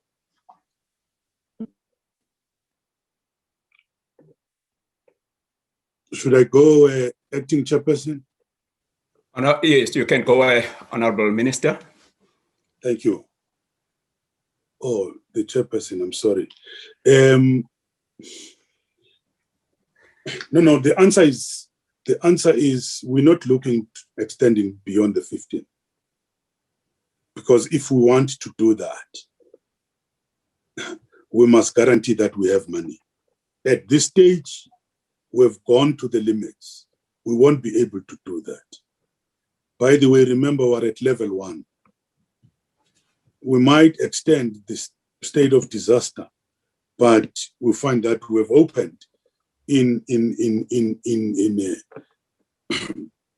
a lot of workplaces. For instance, you remember not long ago, I think we announced about opening of some of the international airports and allowing flying in and so on. That is also going to relieve some of those sectors who can be able to start operating. But there is no intention to go beyond the 15th of December. We must be able to say, do we have the money to do that? Thus far, we don't have the money. Unless by miracle, we're able to collect more money. But we still believe that once the economy is all open, even if we're in the state of disaster, we might not sit with a big crisis. The major crisis we are focusing on now is the mass retrenchments, because some of the companies have not been able to come back. It will take years for them to come back. We have to pay, or we have now to focus on the normal tests. Thank you, Chair. Thank you very much, Honorable Minister. We now come to question number 55, asked by Honorable H.S. Boshoff. Honorable Minister. Thank you. Thank you very much, Honorable Chair. and honorable members should understand that the national minimum wage was designed as a platform to reduce inequality and huge disparities in income and in the national labor market. Premised on that idea, the National Minimum Wage Act requires the National Minimum Wage Commission. Sorry, Chair.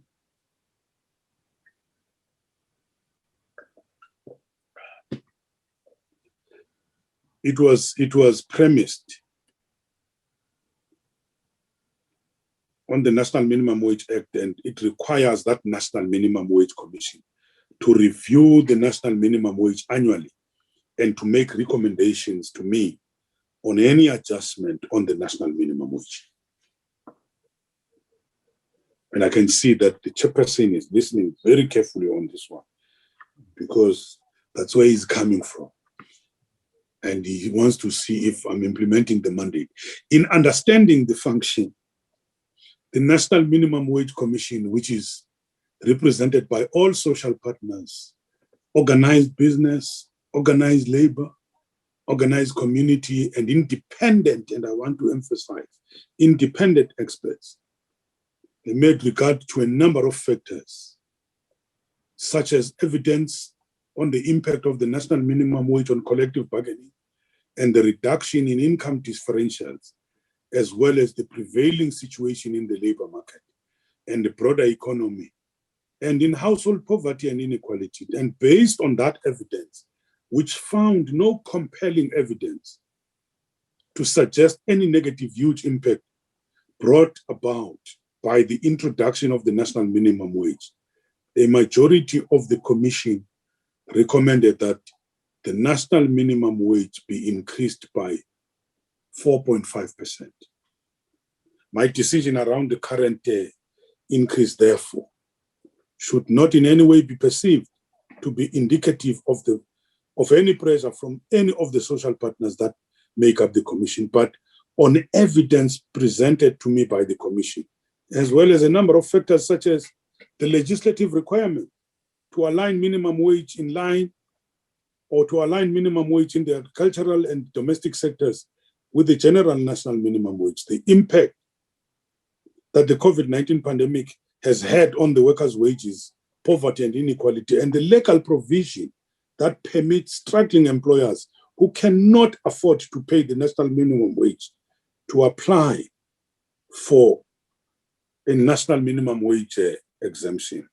In such, or in as much as reaching consensus on the wages and conditions of employment of the vulnerable workers, it's ideal for all the parties concerned that you reach that. If there is no consensus reached around these issues in the commission, the acts give the commission the power and the responsibility of making recommendations on the basis of the majority.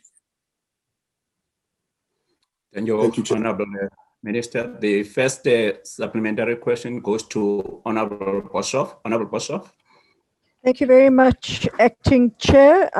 Minister, once again, we have to be honest with ourselves and realize that very few sectors will be able to absorb these steep increases, especially at a time of economic distress. And we have to also be honest, and you yourself, and admit that the national minimum wage will only see domestic workers and farm workers being retrenched, and farmers in all probability turning to mechanization. Minister, what is, however, strange is that you and your government were able to renege on a 3-year wage agreement you entered into with the public servants due to financial constraints. But you never took into consideration that employers in these two sectors will in all probability also not be able to sustain these above inflation wage increases as advised by your by your National Minimum Wage Commission. Minister, farmers and employers of domestic workers also have financial constraints in the same way that your government does. With your rigid rigid approach, I truly hope government has enough in its coffers to fork out more SASSA grants to those who will become unemployed come March 2021.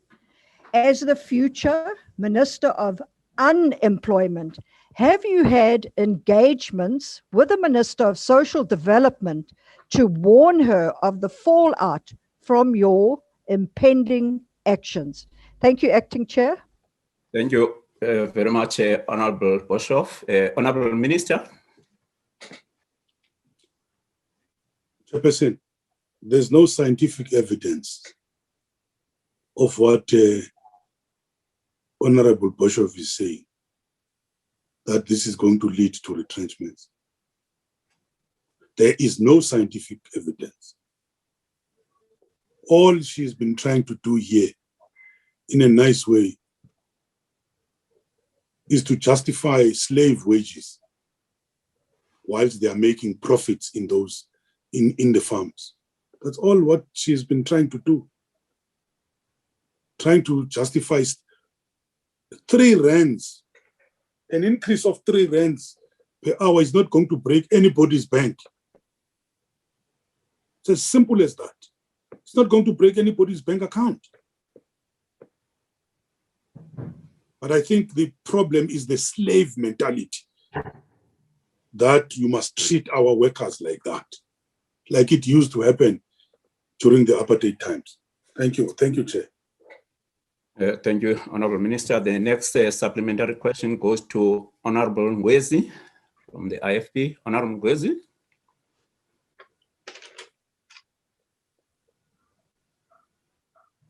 Honorable Ngwezi, are you there? Honorable Ngwezi? Okay, then we move to the next supplementary question. Honorable Mushodi from the ANC.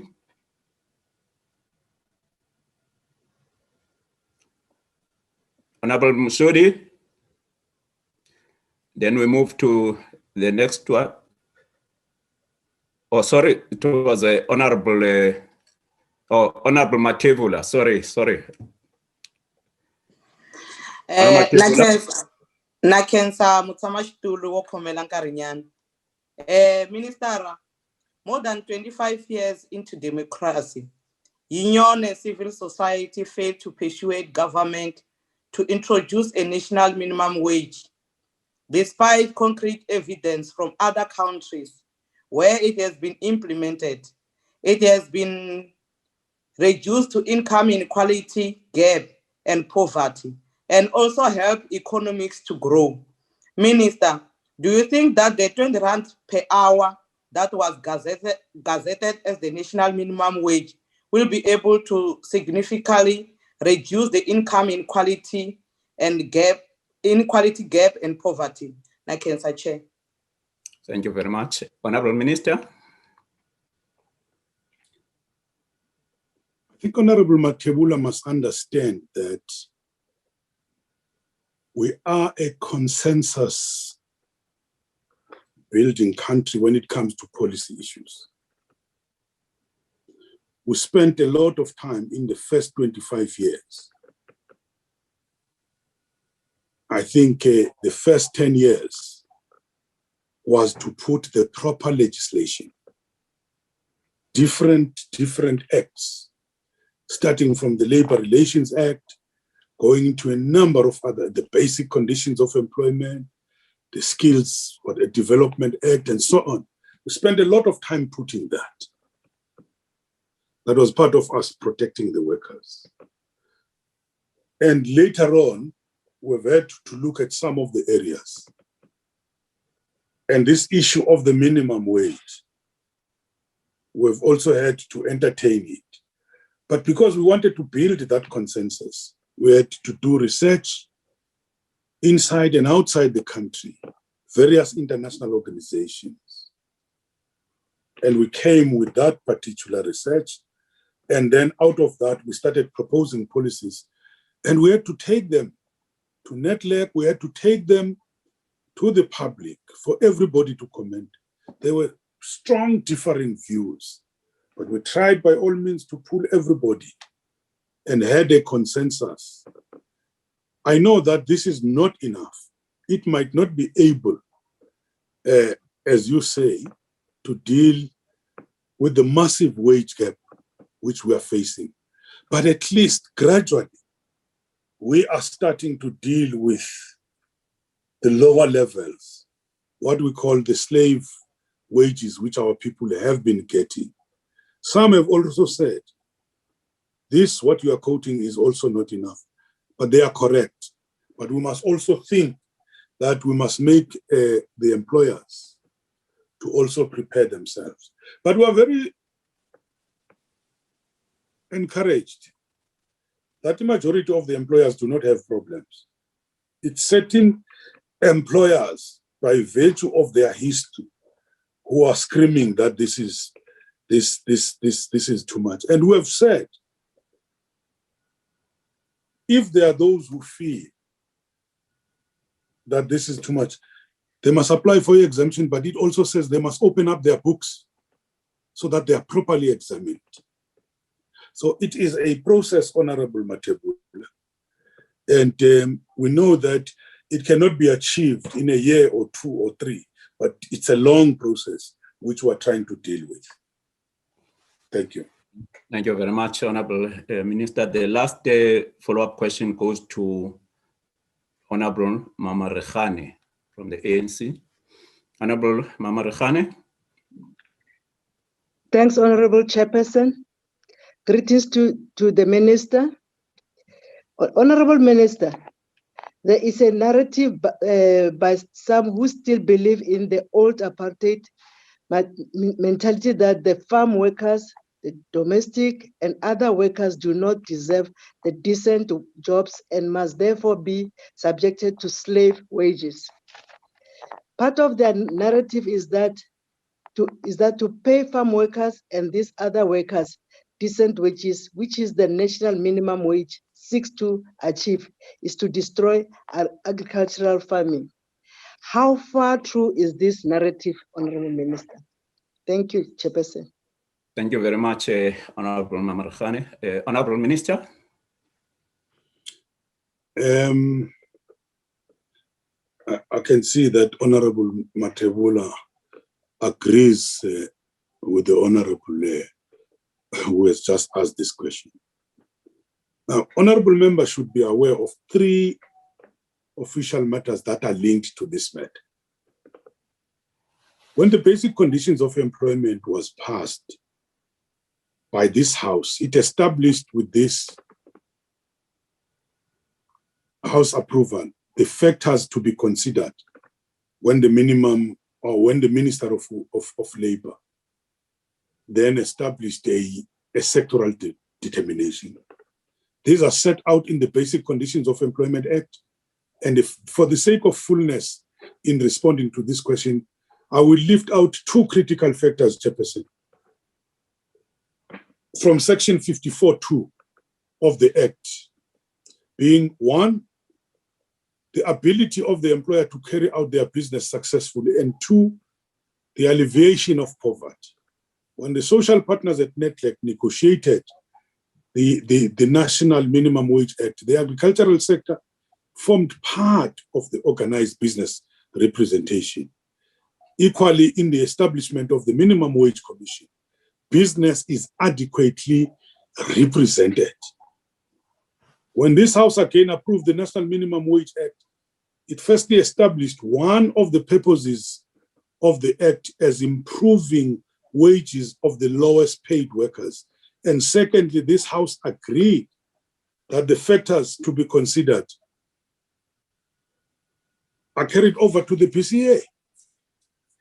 Having due regard to the genesis of these pieces of legislation and the role that this House played in this development, it's ingenious, Chairperson, for a member then to ask me whether the intent was to destroy agriculture, knowing full well what the determinants are that have to consider when establishing a national minimum wage. And I want to emphasize this, Chair. The problem we are seated with of employing foreign nationals who are illegal is done by employers in farming because they want to pay cheap labor. They know that those workers are desperate. They will take anything because of the political instability in their countries. They treat our people. If you look into where those workers are staying, the occupational health and safety doesn't apply when you look at where they are staying. People are still in the old South Africa, cannot respect the Black lives, cannot respect the Black workers. And I think we're supposed to be angry over this and be hard to some people who are still treating our people like animals. Thank you, Chairperson. Thank you very much, Honorable Minister. We have now come to the end of the question to the Minister of Employment and Labor. I would like to thank the Honorable Minister for availing himself to answer questions. Thank you very much, Honorable Minister. I will now welcome the Honorable Minister of Finance. Welcome, Honorable Tito Mboweni.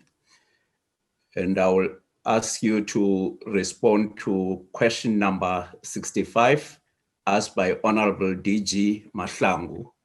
You have 5 minutes to respond to the question, Honorable Minister. Thank you very much, Chair, and thank you very much to the Honorable Mahlangu, much better dressed than me.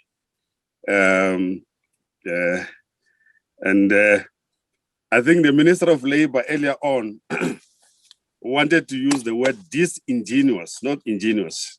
You want to say disingenuous, I'm just helping there. The question before the House says, what actions is the government taking to reverse the lack of growth despite increased government spending? B, ensure that expenditure from the fiscus contributes positively towards stimulating economic growth. Before I answer that question, Chair, I want to take members through the principal economic theoretical requisites for growth. Economists have established over the years that the following are very important: political stability, rule of law, anti-corruption. 2, macroeconomic stability, meaning low inflation, low government deficits, and low external debt. 3, macroeconomic conditions, meaning investment rates and openness. 4, technical capabilities, particularly how deep is the use of technology, of phones, the internet.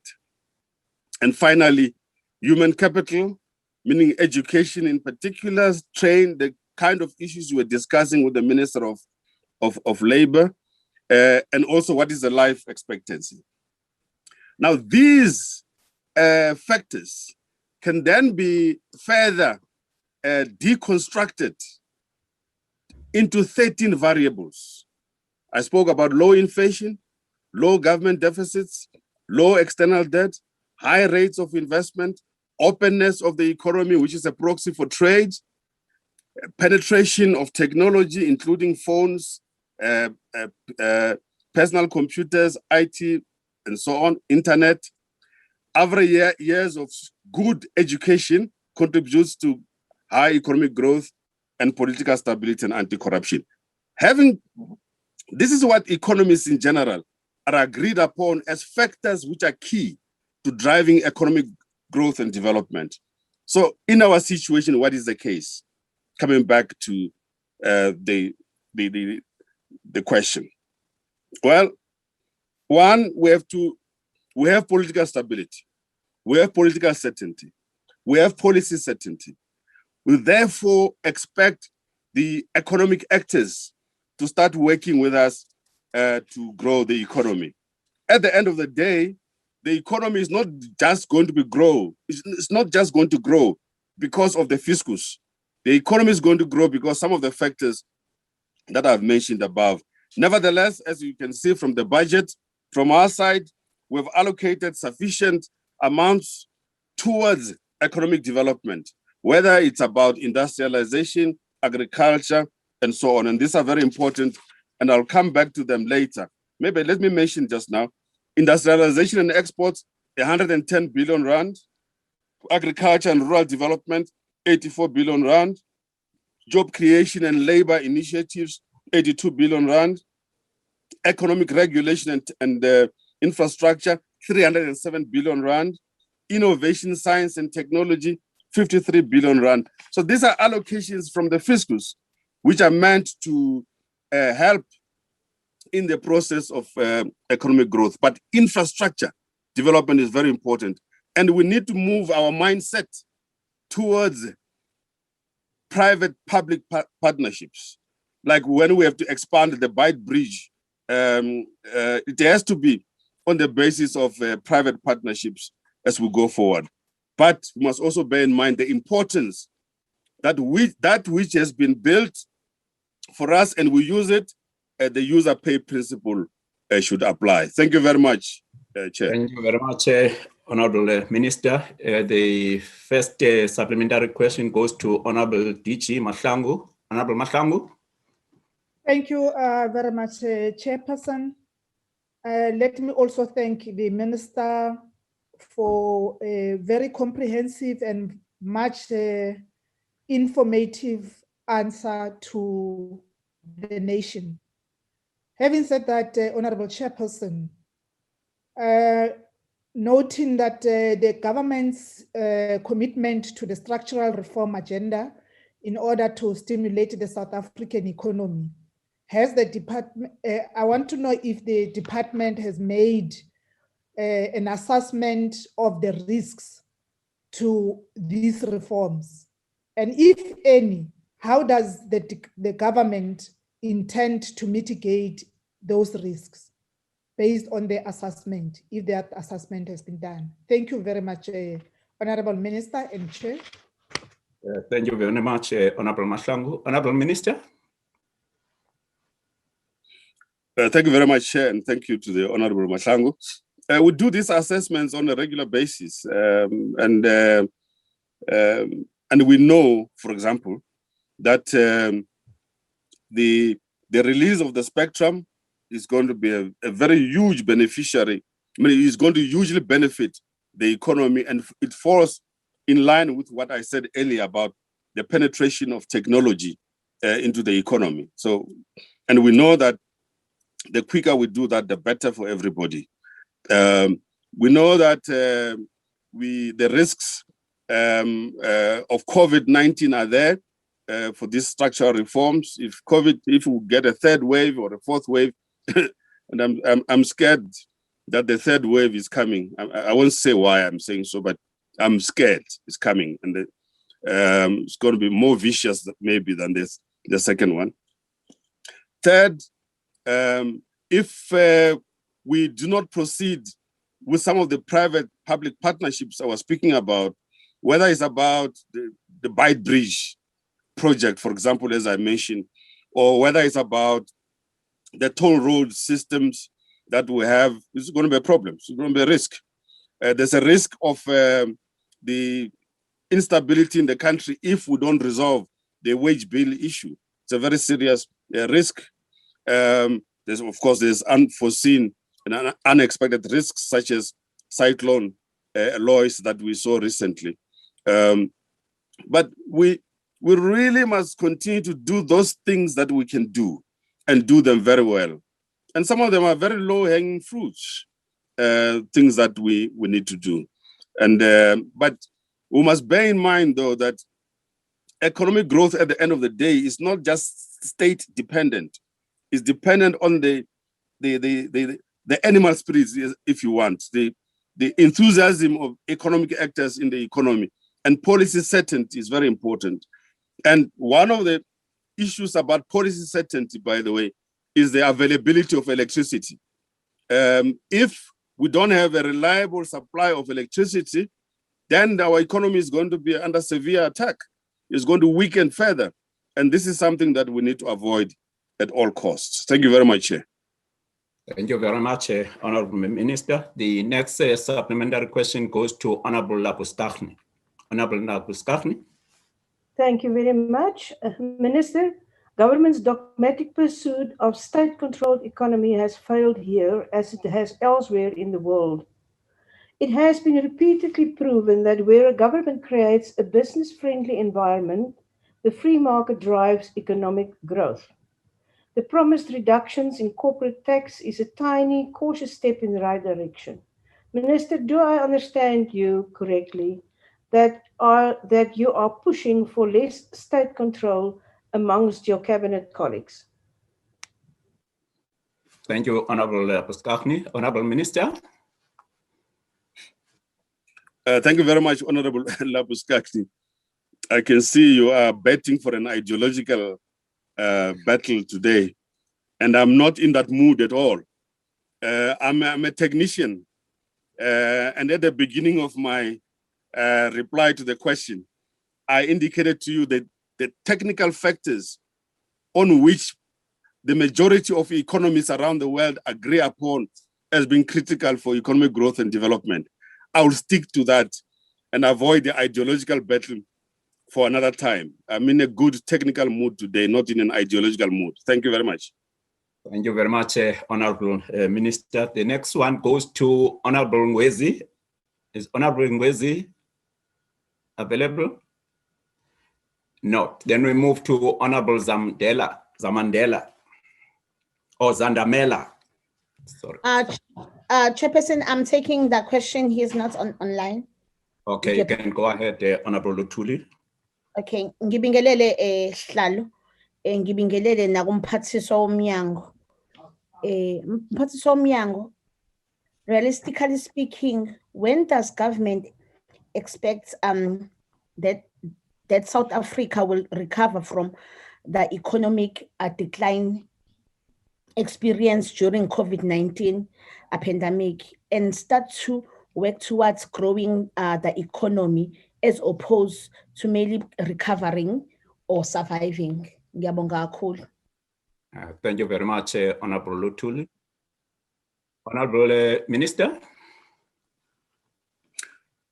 I think if we do the right things and we proceed with our structural reform program and we implement those interventions that we have agreed upon in the economic reconstruction and recovery program, we've got high hopes that we can recover. But we need to continue doing those things that we do better. Let me give an indication about those things that we don't do well. I live here in Makhubasloof. Next to me is a large former tea estate. It was called Sapikwe. It used to employ probably about 2,000 workers, and during the high season, probably something like 5,000 workers. It's now lying fallow. It's a forest now. Nobody works there. Now, these are the things that we must not do, which lead to this kind of thing. So if we do the correct things, there are about 27 farms around off Kolako as well, which are lying fallow because we did the wrong thing. So let's avoid doing the wrong things, and let's understand that every economic activity leads gradually towards higher GDP performance for the economy. Every little thing, every little restaurant that operates, even the car wash, everything that the mines, the factories, and so on. So if we just make sure that the wheels of the economy keep moving, and the banking sector must be there to support the economy for the wheels to keep moving. That's how you grow in the economy. There's no other way. Avoid doing the wrong things and do the sort of things that I started off with at the technical and theoretical level, but then come to the practical level. Thank you very much. Thank you very much, Honorable Minister. Can I just check if Honorable Ngwezi is back? not. We then come to the next question, Honorable Minister, question number 59, asked by Honorable W.A.S. Ocamp. Honorable Minister. Thank you very much. The question, in short, for those at home who don't know, has to do with the fact that I've indicated previously that we cannot afford to make mistakes. Otherwise, we run the risk of further downgrades or something like that. Now, the ratings agencies, Honorable Member, will be watching very closely our implementation of our fiscal framework. If we're seen to be deviating from our fiscal framework, then we're going to be in trouble. So therefore, the fiscal framework, which has now been passed by the National Assembly and is on its way to the National Council of Provinces, is very key to us maintaining the sanctity of our budget. And therefore, we need to make sure of the following things. One, work on reducing the deficit, as I indicated at the beginning. Two, work on reducing our debt levels, which are very high, and ensure that we do not move towards a sovereign debt crisis. Sovereign debt crisis begins to face you when your debt to GDP ratio is at 100% or more than 100%, and we must avoid that at all costs. Three, they'll look at what agreements are we coming into in terms of managing our public service wage bill. It's very important, but there has to be an agreement on how we deal with that. That's how they will look at the management of our public finances and to see whether we're really going in the right direction. But we've got things in our favor. As I mentioned earlier, we have a floating exchange rate, which acts as an automatic stabilizer in difficult times. We still have low and stable inflation, which is good and fits in with the growth environment scores that I mentioned at the beginning.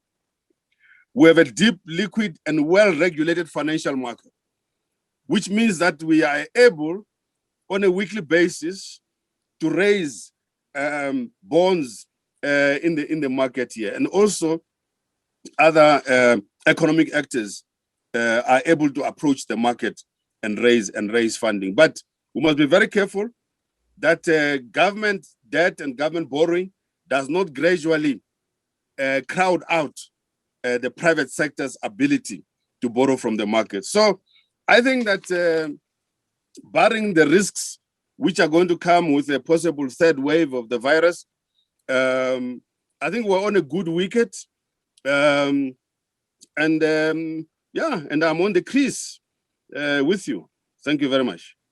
Thank you very much, Honorable Minister. The first supplementary question goes to Honorable Ocamp. Honorable Ocamp. Thank you, Honorable Chair. Honorable Minister, thank you very much for your answer, and thank you for being here today.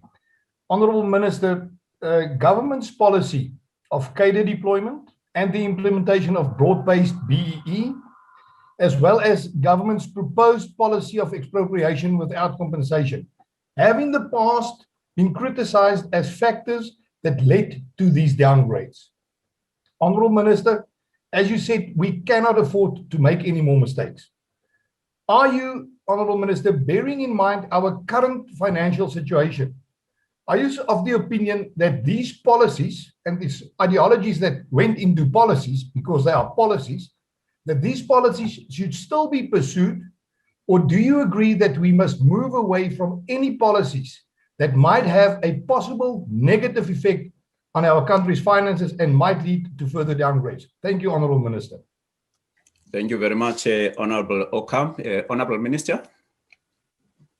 Thank you very much, Chair.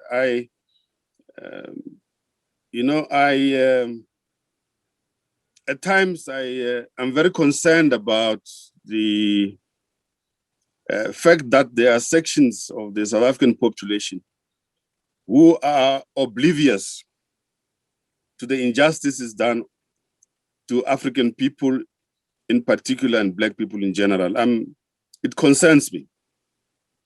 The issue about Black economic empowerment, it's about redress. It's about opening up space for Africans in particular and Blacks in general to enter the economy and be participants in the economy. The ratings agencies really cannot judge us wrongly for pursuing the program of liberation of this country. And I wish to use this slot for my economics and finance debate, less for the ideological and political, and more for this technical economic and financial discussion. I mean, the land question is at the heart of the liberation struggle. The land question is at the heart of the liberation struggle. And next to it is the national question. How do we build one nation? Because we are not yet as a nation. Even though we say we have a State of the Nation address, we don't have a nation yet. We're still trying to build it. So the land question is very central to it. In fact, related to the land question, by the way, is the water question. The access to water by the majority of the people, because some of the dams which have been constructed in the country are on the upper end of the river, and then lower down the Black communities don't have water. So there are many other issues we need to attend to. But let's focus on building the economy. Let's focus on getting the fundamentals right, and let the political leadership sort out all these other political questions with the assistance of Parliament. But I would really like to appeal particularly to the DA to join in the national effort to build this united South Africa. And there are lots of sacrifices which we have to make and concessions that we have to make. For example, I'm very glad to hear that there are a number of farmers who are willing to donate some of their land. But is it incredible in South Africa where the Black majority must wait for land to be donated to them? It's incredible, unbelievable. But I don't want to get into that. I want to stay in the finance and economic space. Chair, thank you very much. Thank you very much, Honorable Minister. The next follow-up goes to Honorable Lehihi. Honorable Lehihi, can you ask your follow-up question?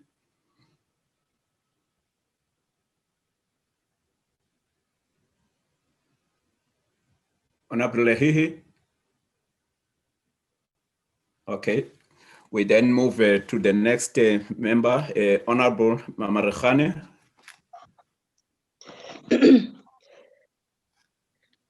Thanks, Chairperson. And thank you, Honorable Minister, for the comprehensive response.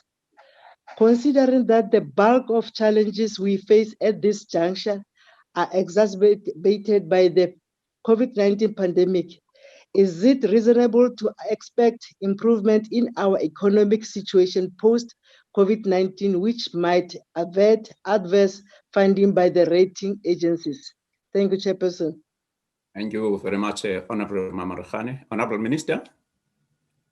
Thank you very much, and thank you very much, Me, for that supplementary question.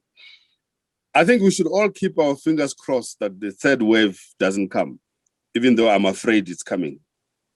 And if that third wave does come, we should use the experience that we gained during the second wave on how to keep the economy going while still trying to protect the lives of our people.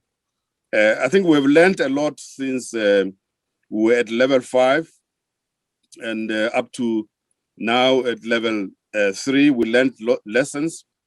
And now we're at level 1, we're learning some very bad lessons now, because people just think that we are out of the COVID situation, and yet we are not out of the woods yet.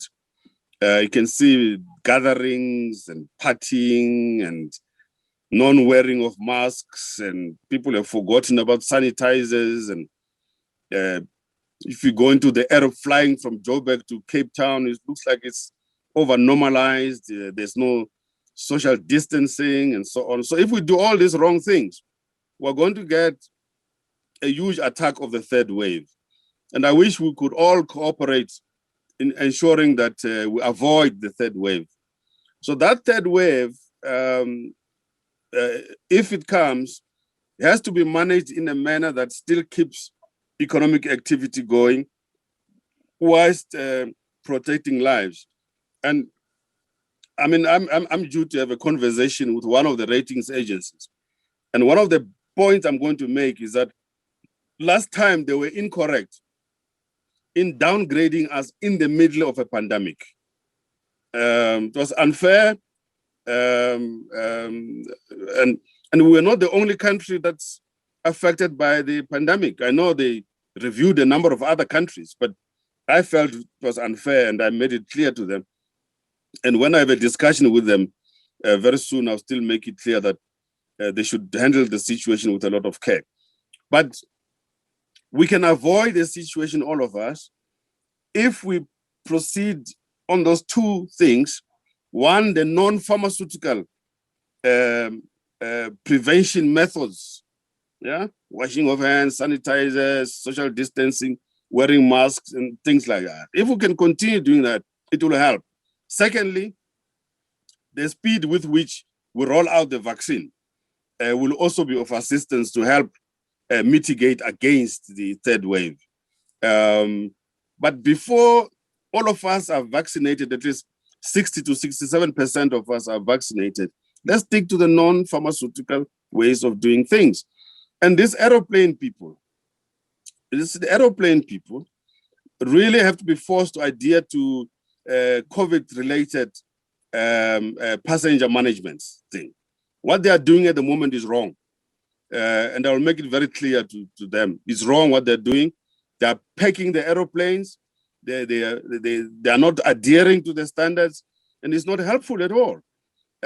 So we're going to see these waves coming from time to time, and this needs to be avoided. But I'm saying if we're able to manage the COVID thing, we'll speak to the ratings agencies, we do the correct things for economic growth and development, we keep our financial system working and so on, then we should be on a good wicket. Thank you very much. Thank you very much. Chairperson. Sorry, Chair. Chair. Can I check if Honorable he is available? Yes, I'm back. Okay, you can take the floor. Okay, thank you. You can ask your question. Thank you. Minister, it is really an injustice to ordinary South African when we concern ourselves with the opinions of foreigners in the form of these rating agencies. As the EFF, we believe that government should indeed be spending more to catalyze economic growth and not implement austerities that deny our people access to the most basic of services. Minister, how can we move away from being a government of austerity to a government of economic growth and prosperity? Thank you very much, Honorable Lehihi. Honorable Minister. Well, two things. First of all, we're not the government of austerity. So I don't know where this notion comes from. Maybe it's what these academics are teaching our people at school. It's incorrect. I think we need to do a capability audit of some of our professors at university that are teaching our people the wrong things. There's no austerity. How can you have an austerity budget of 2.02 trillion rand? How possible is that? How, technically speaking, how do you describe a budget of 2.02 trillion as an austerity budget? I made a joke in the National Assembly whether members knew how many zeros are in a trillion. This is 2.02 trillion, not billion, trillion. And of that, about 1.2 trillion goes to social services, which is 56% of the budget goes to social services. How can you refer to that, for God's sake, as an austerity budget? Honestly speaking, I don't know. Maybe I read wrong textbooks. You can't, it's impossible. Austerity happens when you're beginning to cut social services, when you can't pay pensions, when you can't fund education, when you can't do all of these things. So you can't say we're in an austerity situation when we're still providing child grant, old age grants, and so on. And you say austerity. So I want to pack that austerity thing. Doesn't exist. It's an urban legend. Doesn't exist. And theoretically and practically, it doesn't exist. I know that the EFF likes to do it because Honorable Shivambu is what he has written a note to the EFF members, say that they must keep repeating this thing. Maybe it will become truth. It's not true. You can repeat it as many times as possible. It's not true. Let me leave that also. Secondly, Minister. Okay. On the issue of the ratings agencies, the fact of the matter is that for as long as we raise bonds internationally, we cannot avoid the issue of the ratings agencies. Because when we approach the market wants to know that you have been rated. And we do approach international markets to raise bonds as well. So it's unavoidable. But also the domestic financial markets react to what the ratings are. And the ratings, in a sense, are very good because they act as a discipline mechanism, because you must implement that which you said you're going to implement. The third response to the member is that I think we should avoid this statist way of thinking and bear in mind the things I spoke about above when I began my replies about what are the necessary and maybe sufficient structural policy requirements, which will then encourage economic agents to participate in the economy. Because the economy is not only going to grow through government investment alone, it requires private enterprise to be in the investment drive, in the employment drive, and together be able to grow the economy. It's not an issue about privatization or nationalization or this or that. It's not ideological. These are time-tested economic principles upon which we can grow our economy. Thank you very much, sir. Thank you very much, Honorable Minister. I see your hand, Honorable Apleni. Thank you very much, sir. Chairperson, I think the minister has done something very wrong here. He is accusing the deputy president of the EFF. The point of order, yes. He's accusing the deputy president of the EFF of instructing the EFF to keep on. If you want to raise something with the deputy president of the EFF, you should do so. But you can't just Sorry. like that. Can the member leave the issue for a debate? This is not a debate. No, don't allow him. No. No, allow him, Chairperson, allow him. Motsamai, are you debating more? Ask your questions. Can we then move to Can we have order, please? Honorable Detroit, the next question. Thank you, Acting Chair. Honorable Minister, the initial question speaks to the rating agency downgrades. Now, we all know that the South African budget is balanced on needles at this stage. News 24 calls the public wage bill the war elephant that might trample Minister Mbowene's hopes with reference to the budget, close quote. And the National Treasury says that the negotiation with unions will be done in line with prevailing economic conditions. Minister, you yourself said that government will negotiate on the basis of fairness, equity, and affordability. And a pact that exceeds the budgeted amount would present a risk to the fiscal framework.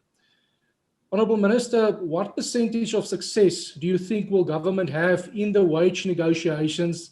And will South Africa, according to you, be downgraded if the wage negotiations fail that might result in a disastrous situation for the economy and the budget as a whole? Thank you, Honourable Detroit. Honourable Minister. Thank you very much, Honorable Dutoit. Yes, the Dutoit is French. So I think the answer is that we should try by all means to ensure that the negotiations at the public sector bargaining council are public service coordinating bargaining council are successful. I think that's the best hope, and that all of us will understand that we're in a difficult situation, and therefore that we need to pull together. You know, I joined the government in 2018, I think. I've not had a salary increase since then, unlike honorable members who, yeah. So I haven't had a salary increase, but you know, because I decided to come here for public service and understanding the difficulty which we are in. I'm going to send to the secretary of the NCOP a table that indicates where our civil service is relative to other countries in terms of a percentage of the budget. It's fairly high. And it's not about the number of people, but it's the quantum that is received. And we need a discussion around that, because you can't reduce the number of police. We need more policemen. You can't reduce the number of nurses and doctors. But I'm sure we can do something to moderate the wages such that they are affordable.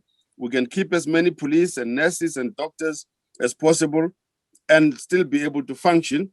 And also we must think about other benefits that could accrue to civil servants either later on in life but because once you join the civil service and you're an honest, hardworking civil servant, you have a job for life, basically.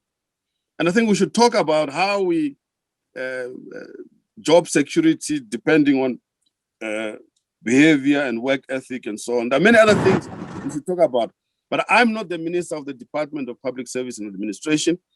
That job is left to Minister Mkunu to deal with. I just know some of these negotiations things because I was previously Minister of Labor.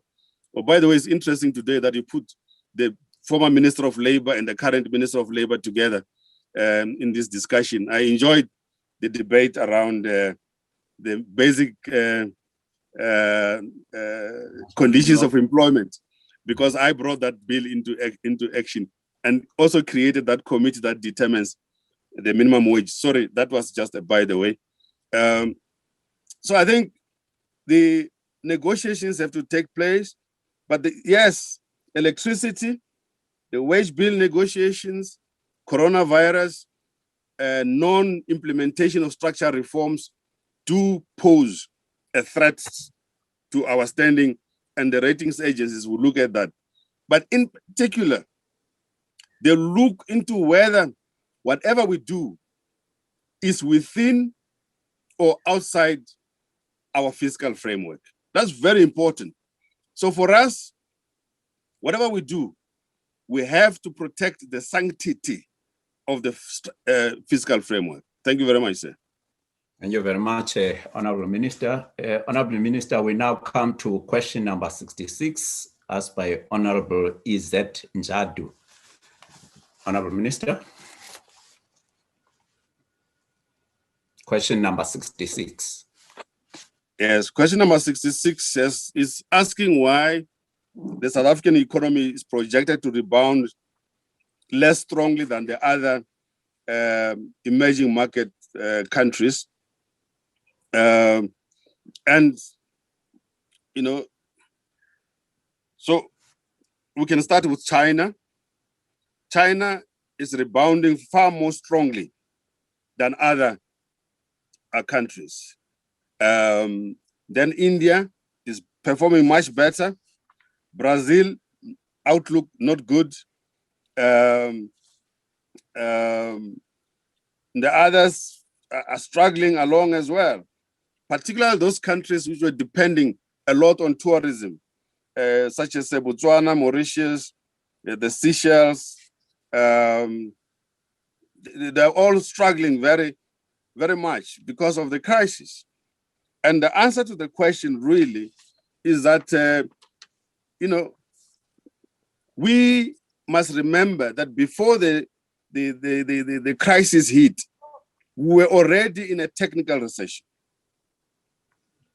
And the reasons I've explained from time to time have to do with the fact that we've been very slow in the implementation of our structural reforms. Now, and we need to work through our structural reform program during COVID-19, level 5 or level 1, or whichever level, even though it seems to me we'll be stuck at some level or the other for most of the year, given the way in which we are behaving. But we must still wrestle with those structural reforms. COVID cannot stop us from expanding the Durban Harbour and port. COVID cannot stop us from expanding the Beitbridge border post. COVID cannot stop us from issuing the spectrum. COVID cannot stop us from improving the road network through the e-tolling or the toll gate system of the road network. COVID cannot stop us from reducing concentration and monopoly. COVID cannot stop us from doing all these things that need to be done within the economic reconstruction and recovery program. And that's what we need to do. And in order to answer this question about the low rebound by our economy, we can reach easily 3% GDP growth according to the models of the National Treasury, if we implement all of these reforms, which are clearly stated in our document towards an economic strategy for South Africa, which members are familiar with, but I do recommend a second reading of it. It will help a lot. Thank you very much. Thank you, Honorable Minister. Honorable Njadu, can you go ahead with your first supplementary question? Thank you very much, Honorable Chair, Honorable Minister. Honorable Chair, I think in a further complementary question that I would want to use this opportunity to comment the minister for in the manner he is answering the questions, in simplifying the questions for the ordinary South African to be able to understand how these matters are unpacking. So Chairperson, I think let me use this opportunity to commend the minister for how he's dealing with the questions. Thank you very much. Thank you very much. Can we then move to Honorable Ngwezi from the IFP? Still not here. Can we then ask Honorable Boshoff to ask the supplementary question? Thank you very much, Acting Chair. Minister, the real reason we have to admit for our poor growth outlook is a lack of trust. The trust relationship with citizens and investors has been broken by a decade of corruption and abuse by the political elite. That is why we have been downgraded by rating agencies. That is why foreign investors have become so scarce. A total reset of how the government spends money is needed. And therefore, Minister, my question to you today is, what is the progress on zero-based budgeting? Thank you, Acting Chair. Thank you very much, Honorable Boshoff. Honorable Minister. I'll leave the ideological things aside and come to the issue about zero-based budgeting. I think zero-based budgeting, the so-called ZBB, is an important tool which we're still committed to implementing. We are using the National Treasury and the Department of Public Enterprises as the guinea pigs, as it were, to see how this is going to work throughout the government system. So yes, there is progress and there is commitment, and we should try it.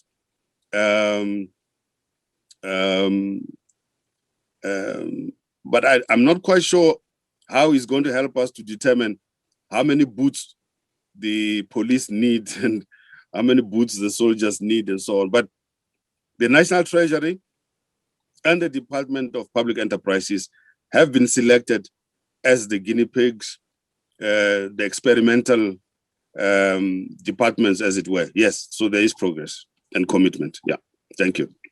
Thank you very much, Honorable Minister. The next one goes to Honorable Arnold. Thank you, Acting Chairperson. Minister, China has been decisive in implementation of its trade and economic policies. They have state-directed foreign investment, have managed to attract foreign direct investment by investing heavily in special economic or exporting processing zones. They have upgraded and modernized manufacturing in key sectors and invested in infrastructure development. Now, Minister, with the continued power outages, high unemployment rate, slow economic growth, lack of clear policy supporting economic growth, lack of political will, fiscal credibility, and corruption, do you really think that South Africa's economy will grow while the government continue to let the wheels of the economy moving in the opposite direction? Thank you. Thank you very much, Honorable Arnold. Honorable Minister. Wow, I see that members were gearing for a fight today, and yet I'm not in a fighting mood. I'm in a peaceful mood. It reminds me of when President Yasser Arafat appeared before the UN. He said to them, I come here. On one hand, I'm carrying flowers of peace. On the other, I'm carrying a freedom fighter's gun. Please don't let the flowers fall from my hand, because he's a suga impi kona manch. So I want to keep my flowers in my hand. I want to stay there. So the government has got an economic policy framework. When we speak about special economic zones, when I speak about support for agriculture, speak about support for innovation, I'm sure members are aware that the other day, the South African scientists launched a rocket, which is a product of innovation, science, and technology. The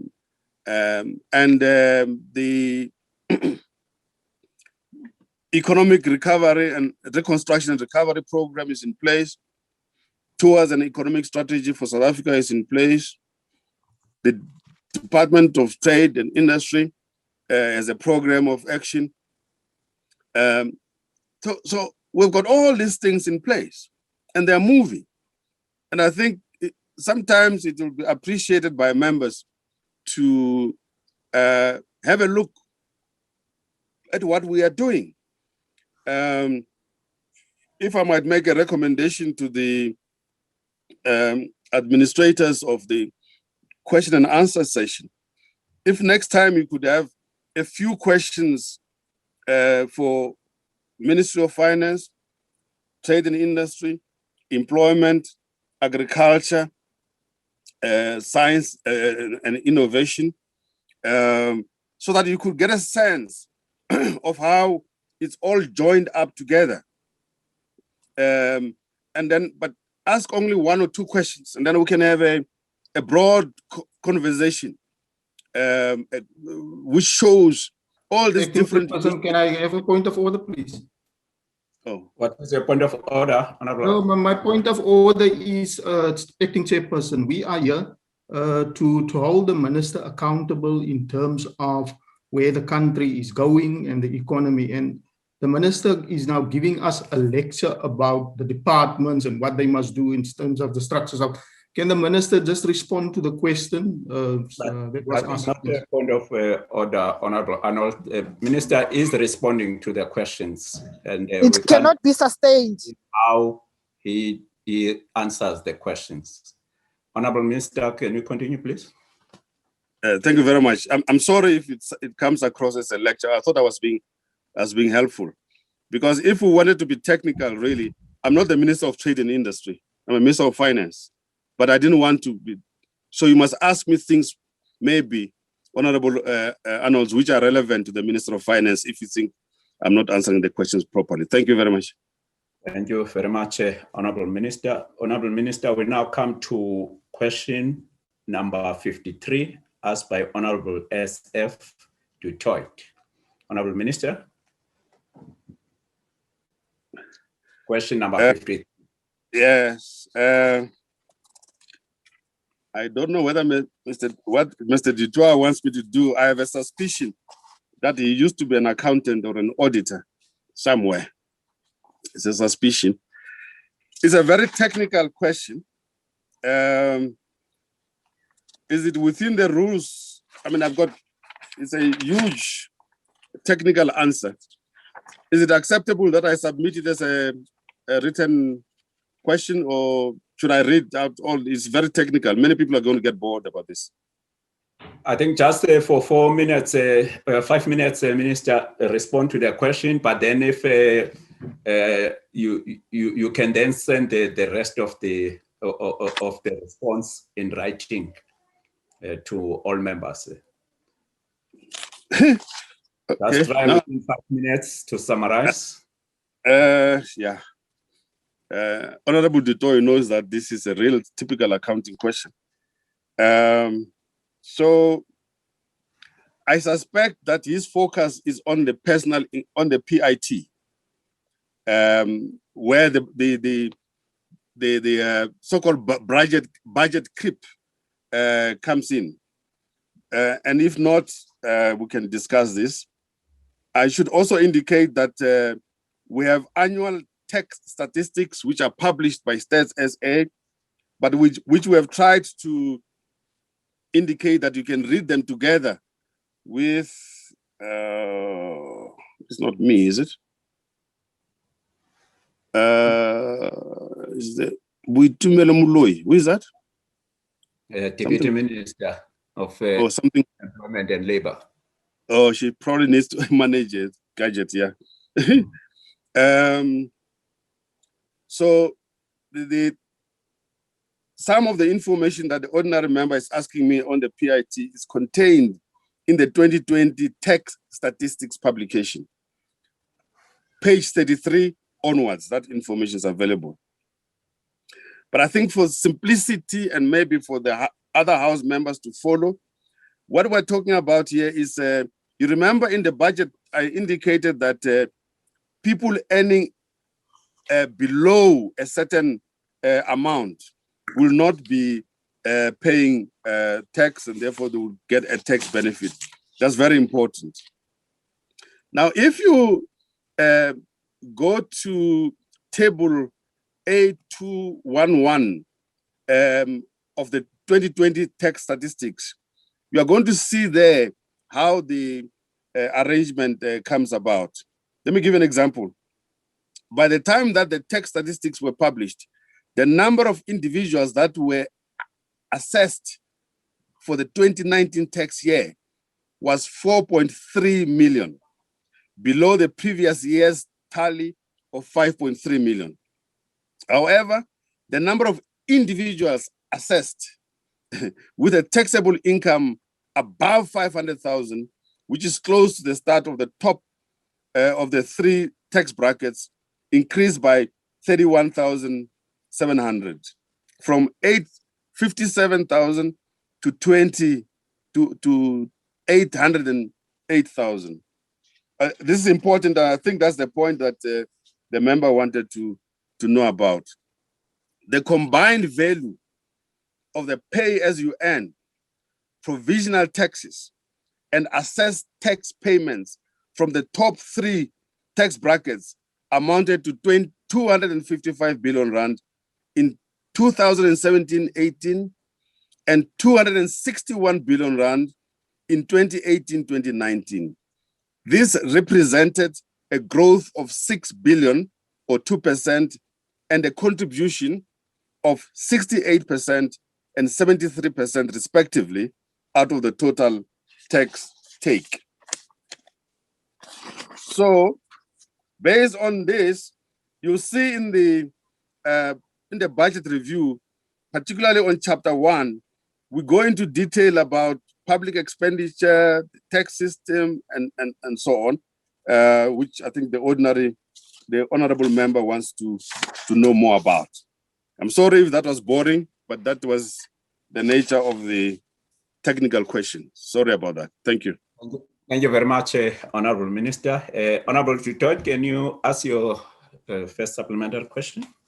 Yes, thank you, Honorable Acting Chair. Honorable Minister, if you could please provide a comprehensive answer in writing, it would be appreciated. Since the question, the initial question spoke to point number 1, the decrease in the number of taxpayers in the top 3 tax brackets in the 2019-2020 year, as indicated by the fiscal study group in the presentations that we received 2-3 weeks ago. But Honorable Minister, my follow-up question is with regards to the unbundling of the Post Bank, if it will improve the tax situation in the country, and what risks might be involved to allocate more taxpayers' money to the fund to support, subsidize the Post Bank. Thank you, Honorable Minister. Thank you, Honorable Tutoit. Honorable Minister. It's a vexed question,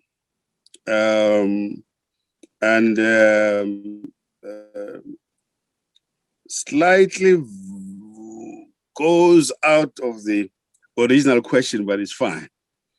I think at the heart of the question is how are we going to, in general, approach the requests from state-owned enterprises for support. The Post Office Bank is one of them, and there are others. The Post Office, I understand, is still very important for many citizens, particularly the elderly citizens who still, send postcards and do all of those things. Whilst most of us have migrated more towards the technology side. The other day I heard about a conference that is being arranged somewhere for stamp collectors to get together, and I was really surprised about this, that we still have stamp collectors in this day and age, but they are there. And the Post Office and the Post Office Bank still play an important role for some section of our population. Now, the current thinking within the governing party is that the Post Office should be given a banking license so that it operates as a bank. It can take deposits and operate like a bank like that.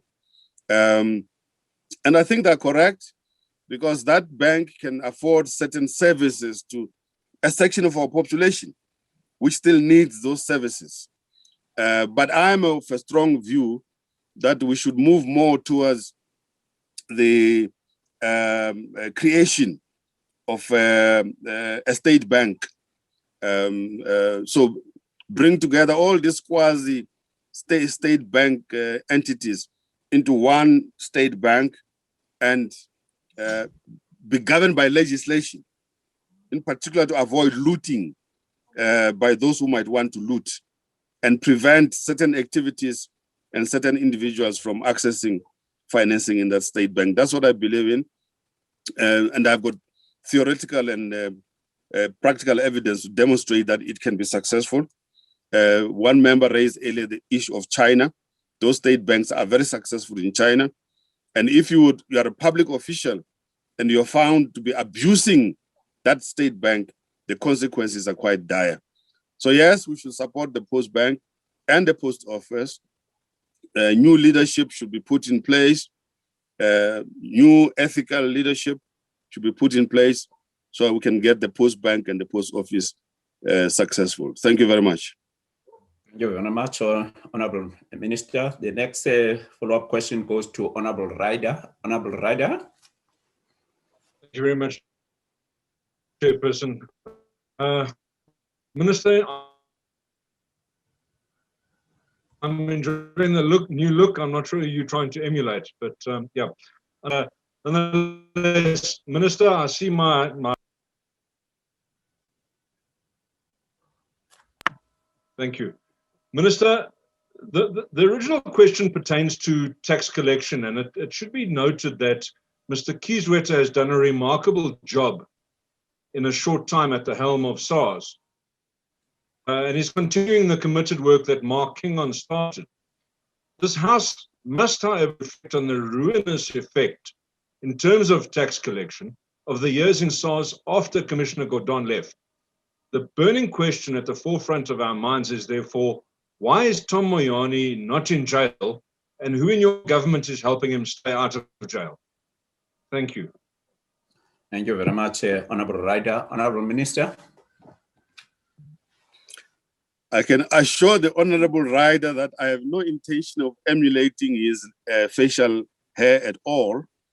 It's just that I was unable to go to the shops to purchase the necessary equipment to clean up. So I apologize for seeming like him. I have no desire, no wish or ideological inclination to look like him at all. So you forgive me for that. Yes, I agree that Mark Kingon and now the current commissioner has done and are doing a fantastic job in rebuilding what was a broken institution. If anything about state capture was so painful, was the near destruction of SARS. Now, if you destroy SARS, basically you are destroying the state, because SARS must collect the revenue that will be able to fund the state. You destroy SARS, you destroy the state. But that's basically what it was. And so I think the previous commissioner, I think he has appeared before the commission on state capture. And I think the relevant authorities are studying whatever he said and what happened. There was also the Nugent Commission of Inquiry, which made a set of recommendations. I'm afraid, the honorable members, I cannot be Minister of Finance, Minister of Police, Minister of Justice, Minister of DTI, Minister of everything. I can only do what I can do, and the rest must do their jobs. Thank you very much. Thank you very much, Honorable Minister. The next follow-up question goes to Honorable Moletsane. Honorable Moletsane. Thank you, Acting Chair. Minister, the big companies have not been performing well over the last year due to the COVID-19 pandemic, and this has affected their tax contribution. What are some of the lessons learned from the first and second wave of the COVID-19? How it has affected big businesses, and how we can mitigate these losses should there be a third wave as expected? Thank you, Acting Chair. Thank you very much, Honorable Muletsane. Honorable Minister. Thank you very much, Honorable Chair and Honorable Muletsane. Very, very, very pertinent question, and a very serious question at that. My observations are that if you look into the mining sector, the manufacturing sector, both heavy manufacturing and light manufacturing, and then the value chain. Okay, let me just be candid here. Let's take South African breweries. It's a very large company, employs lots of people, and has the value chain is quite long. You know, from those who grow barley, the farmers, and then those who harvest and transport and so on, and then up to the point where they make the beer. Well, I hope I won't offend any religious people by talking about beer. I'm just indicating a case of a company. Up to the point where they make beer, where they employ a lot of people. But for them to make that beer, they have to bottle it or put it in cans. That means they must source those cans from Consol or from Nampek glass. And then they must source the cans from Nampek glass or Nampek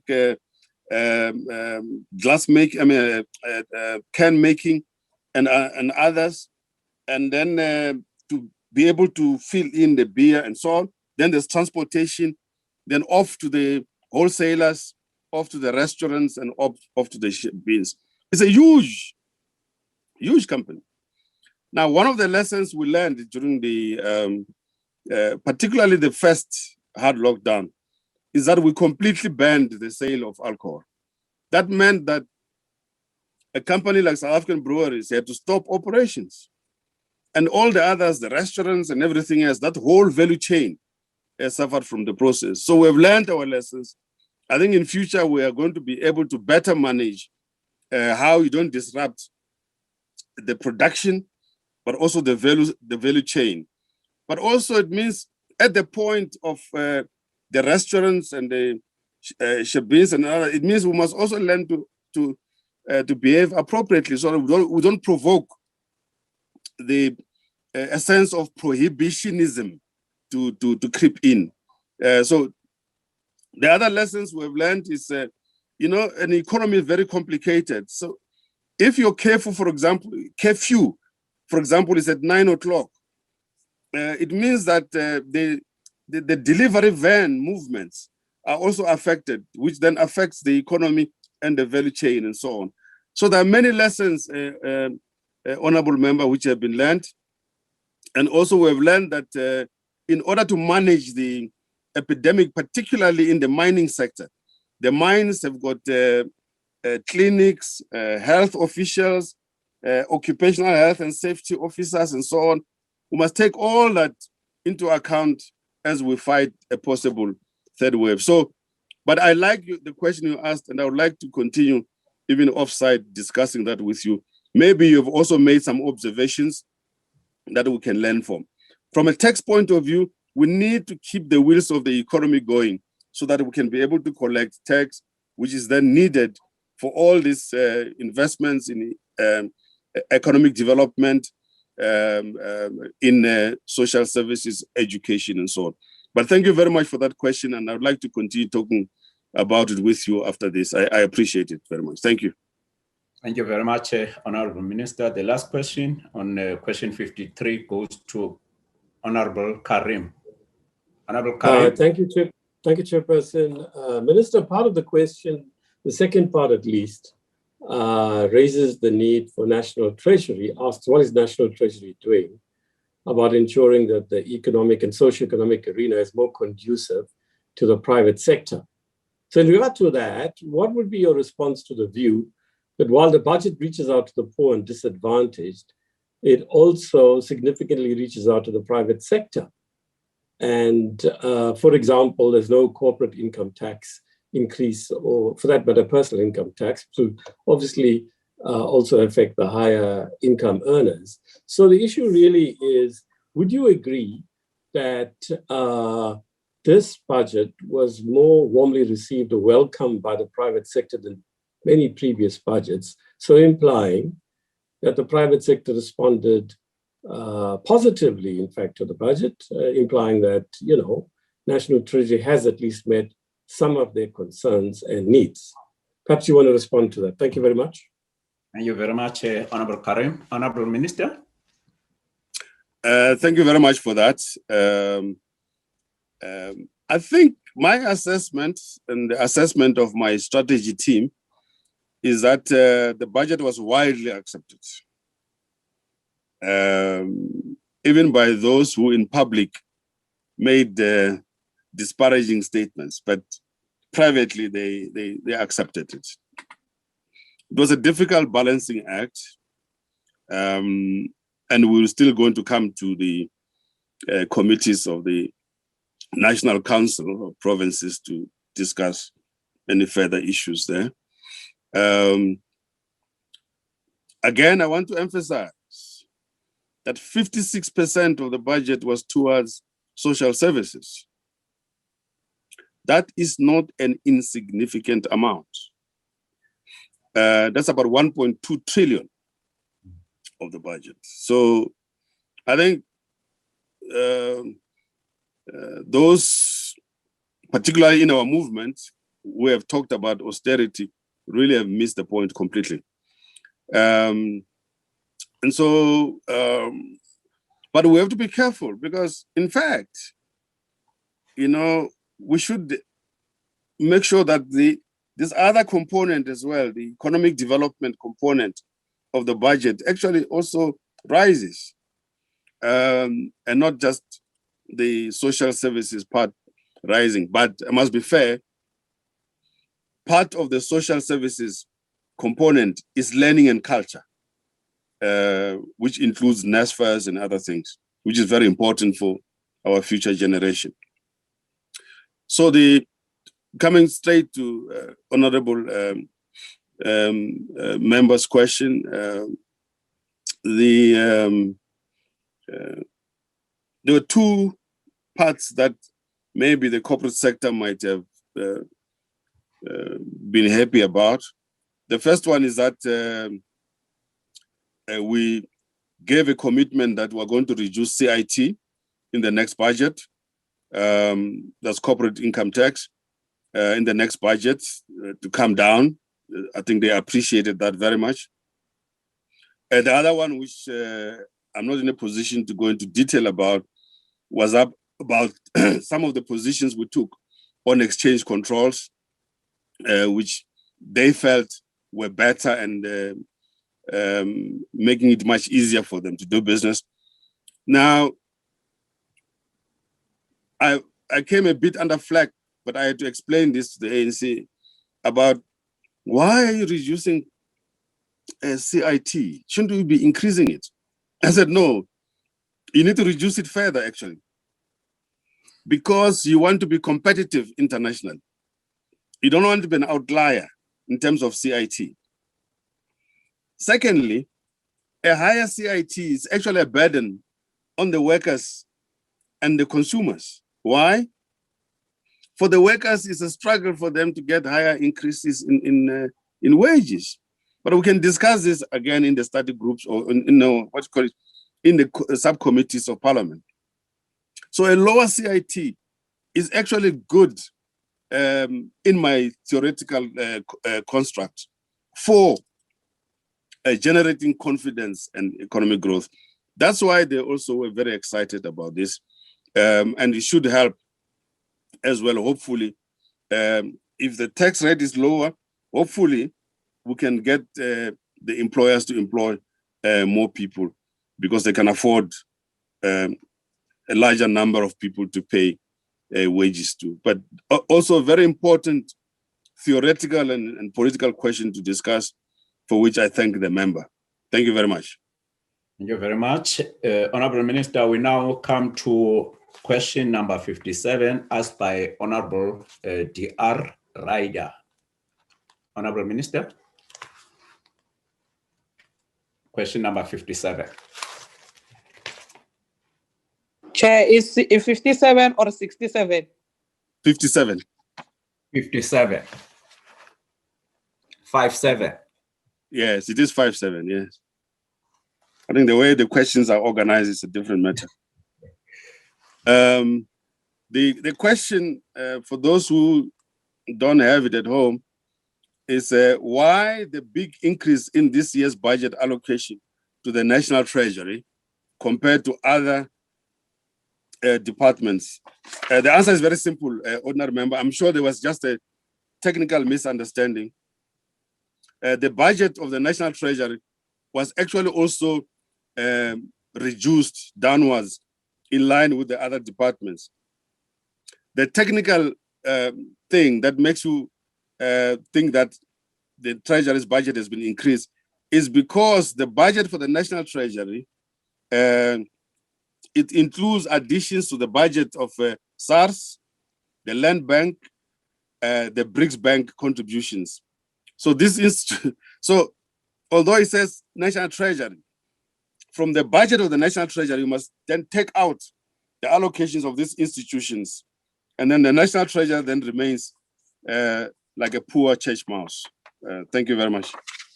Thank you very much, Honorable Minister. The first supplementary question goes to Honorable Ryder. Honorable Ryder. Thank you very much, Chairperson. Yes, Minister. There are many components that make up the Treasury budget, and the state security budget falls directly under the Treasury vote as well. Yeah. Now, state security has recently been exposed in the Zondo Commission for amazing abuses that actually made my mind spin. Noting the massive decreases to other security cluster departments, in spite of the heavy reliance that's been placed on both the police and defense force in the past months, how can you justify the 6.8% increase in allocation to state security after they've proven themselves to be so unreliable? And why were they allowed to get away with this grand theft under your very nose? Thank you, Honorable Ryder. Honorable Minister. Well, thank you very much for that. For heaven's sake, I don't understand why the budget of the State Security Agency falls under the National Treasury. It really should fall under the presidency or somewhere. It shouldn't be here. Honestly, it shouldn't be here. Now, the direct answer to your question is, we don't know the activities of the State Security Agency. I have to go by what the minister says. Remember, the Minister of State Security will say, we require so much. And this is a very difficult entity to handle, by the way. Because if I say no, then I get a call from the president. You didn't call me this time, but you would have called me to say, hey, is this a state security? So I don't know. They don't give me, I don't have report. I don't know. I don't want to sound like the Minister of Police, but I really don't know the detail of their operations. They are intelligence agents. I don't know. They might even have some agents amongst yourselves. I don't know. And us. So, but what I know is that there's an allegation that $50 million was stolen from their safe. And I've said to the minister, even though you're going to receive this allocation, if you don't bring back that $50 million, I'm going to cut your budget by $50 million. You have to return it. I want it back. That I know. The rest of the things, Andazi, Beningeko, Andazi next two. Thank you very much. Thank you very much, Honorable Minister. The next supplementary question goes to Honorable Ngwezi. Honorable Ngwezi, still not here. We then move to Honorable Mutsamai. Honorable Mutsamai. Thank you, Acting Chair. Minister, ke karolo e feng lefapheng la matlotlo e le tlo e bapalang go lwantsha tiriso e maswe ya madi a puso. Gomme dikgato di tla ama jwang kabo ya ditirelo mafapheng go aba ga ditirelo setšhabeng. Ke a leboga, Chair. Thank you very much. Thank you very much, Honorable Mutsamai. Honorable Minister. Thank you very much, Honorable Mutsamai. The primary duty of the National Treasury in this regard is to negotiate with departments about their budget requests. And it's a toing and froing and negotiations and analysis and of previous performance of proper use or misuse of state funds and so on. Eventually we come to a number, which is the budget number for the budget vote. So with respect to crime prevention and crime fighting, we allocate the funds to the relevant departments, the police, state security, indeed, because they're supposed to be preemptive in fighting crime, justice and correctional services. So that justice, social security and not social security, that security and justice cluster are then the ones responsible for the implementation of our fight against crime and corruption. Whether their budgets are adequate or not is a different matter, but we allocate the budgets to them to pursue their functions. Of course, all departments always want huge amounts of money, but we're in a constrained fiscal environment and people can only get what is possible and within reason. Within our fiscal framework, I emphasize again. But thank you very much for the question. Thank you, sir. Thank you very much. Last supplementary question goes to Honorable Karim. Honorable Karim. Thank you, Chairperson. Minister, the second part of Mr. Ryder's question falls away.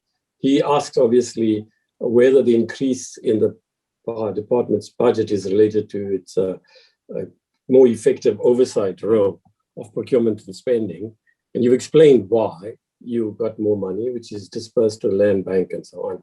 So presumably the second part of the question falls away. But in case Mr. Ryder brings this up again, I perhaps want to facilitate the expeditious reply. So perhaps you want to respond to the view that it's not just the responsibility of Treasury alone to ensure effective and productive spending and procurement, but also other departments at national, provincial, and of course the local government sphere, and not least Parliament. If we were more effective in our oversight role, the wastage would be considerably reduced.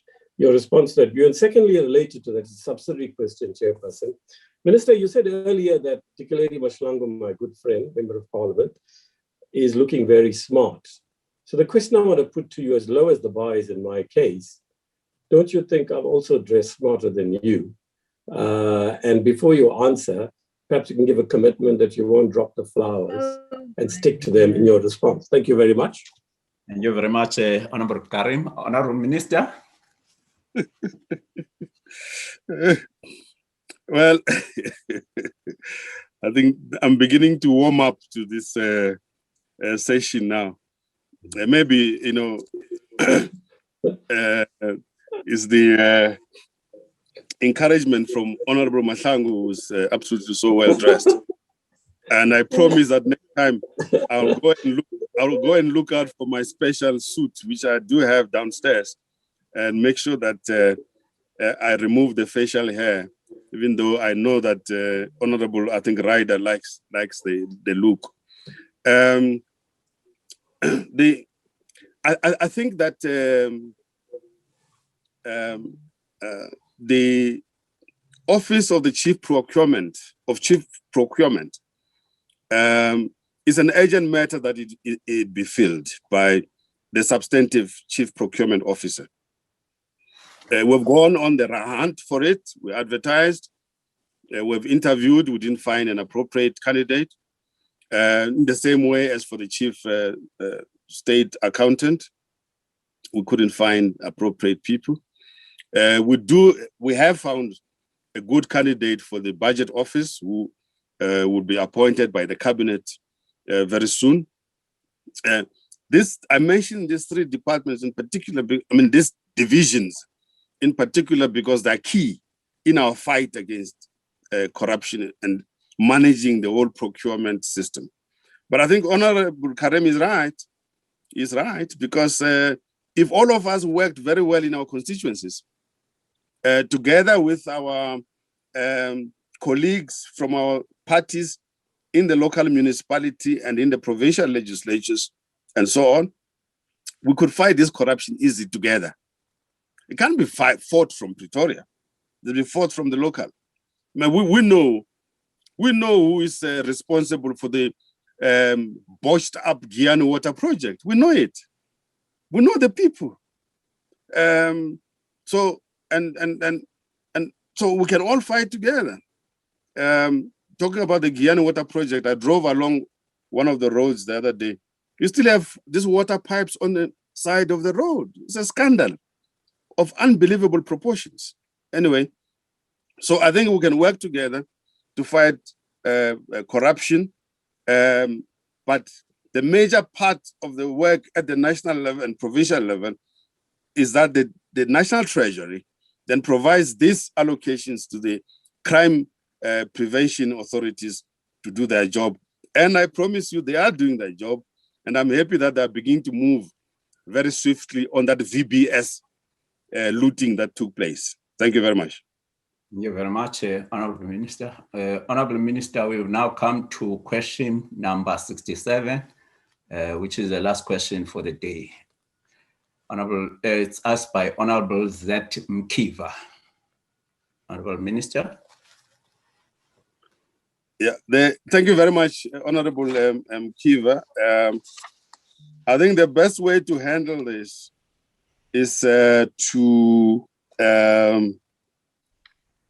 regret that, again, there's a written answer, to regret that it comes at a point where we have actually answered most of the most part of the question has been answered already. That's a pity about it. But let me just reiterate that you recall that I spoke about the way we've structured the budget, and that about 56% of the budget it really goes into social services. That's also supposed to help in the fight against poverty, hunger, and destitution. Our people are poor, and we must admit this. Our people are poor. So we've made interventions in terms of the social relief of distress grants, which is, as you know, has been extended, even though for a short period. These little things, they do help people. And we can take it for granted, but they do help people.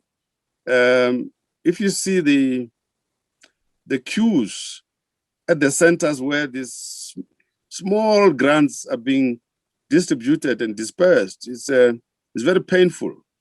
But I think we need to move more towards focusing on employment type initiatives to help so many people. Let me give an example. If you are in your constituency, if you could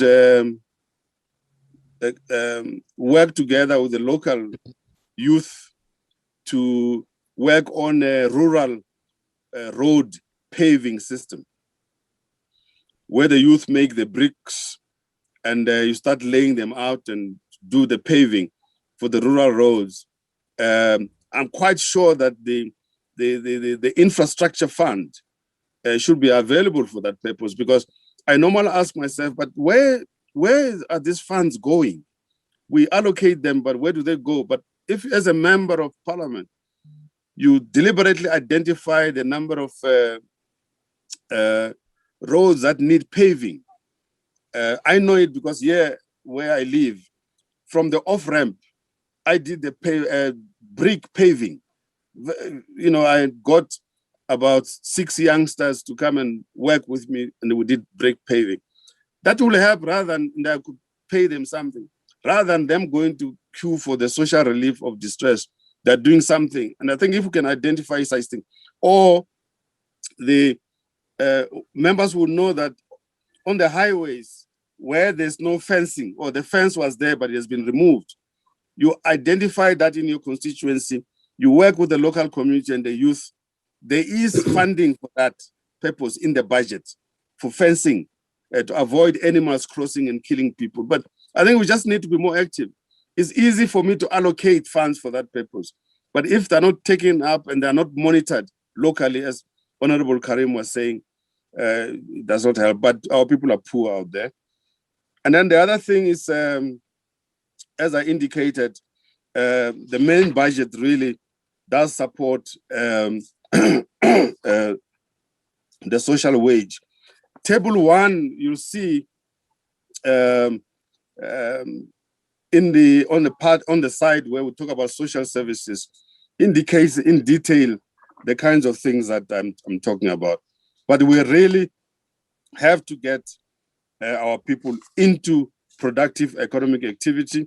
And there's so many little things that we can do to encourage people to be self-sufficient and to stop reliance on the government.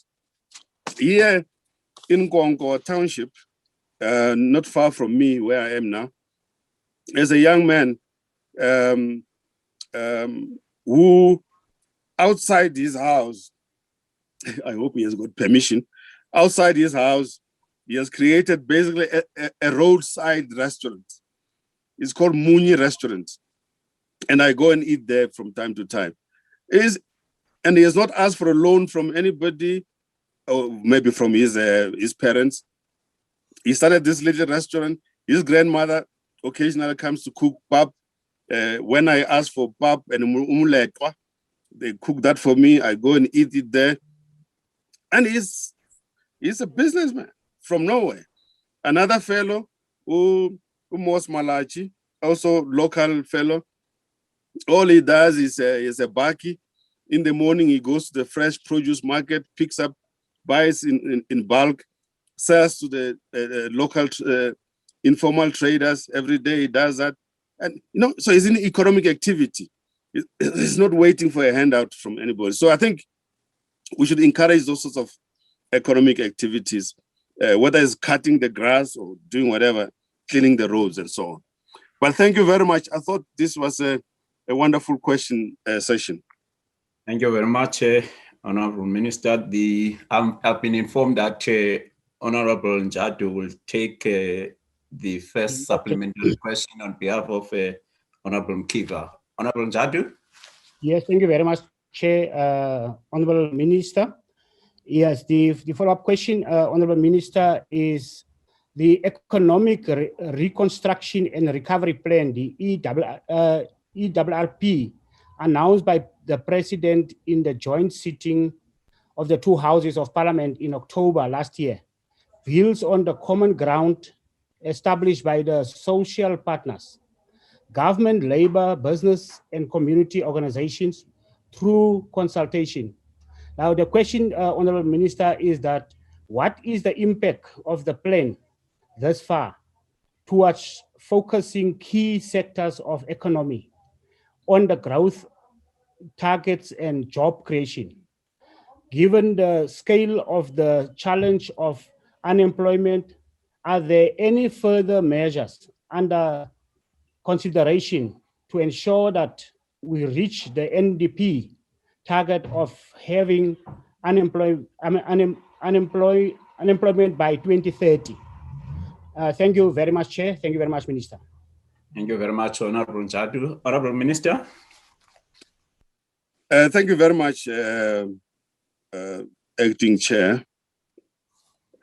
I come back again to where I started at the beginning of this process, where I spoke about some of the necessary and sufficient conditions for growth. And therefore, you can add, in part of that, I said that I said that policy certainty is very important. It's very important for us, honorable members, not to place the budget, the fiscus, as the only mechanism that is going to grow the economy. Let's not do that. It's a big mistake. The fiscus is part of the whole set of factors to be taken into account. Like I mentioned, the release of spectrum, for example, is an important component of the reconstruction and recovery program.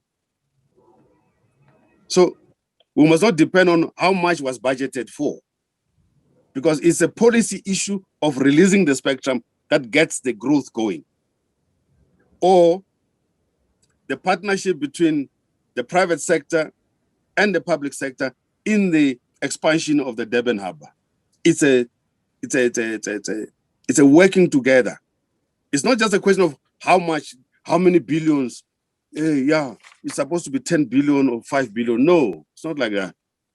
So we must create an environment to unlock this huge and liquid financial and bond market that we have, to unleash the resources in order for economic activity. Let me give you a simple example. Very simple. The Economic Recovery and Reconstruction and Recovery Program identifies tourism as one of the factors we must focus on. For me, living in Mahobaskloof, what it means is what support are we giving to the Mahobaskloof Hotel, to the Mountain Cafe, to the Iron Crown, to the Brahma Sol, to the Mahobaskloof Canopy Ride. Those are the Bengeni waterfalls. Those are places which are tourist attracting. And therefore, it's not the government that's going to give them money, but the government must make it possible for them to function.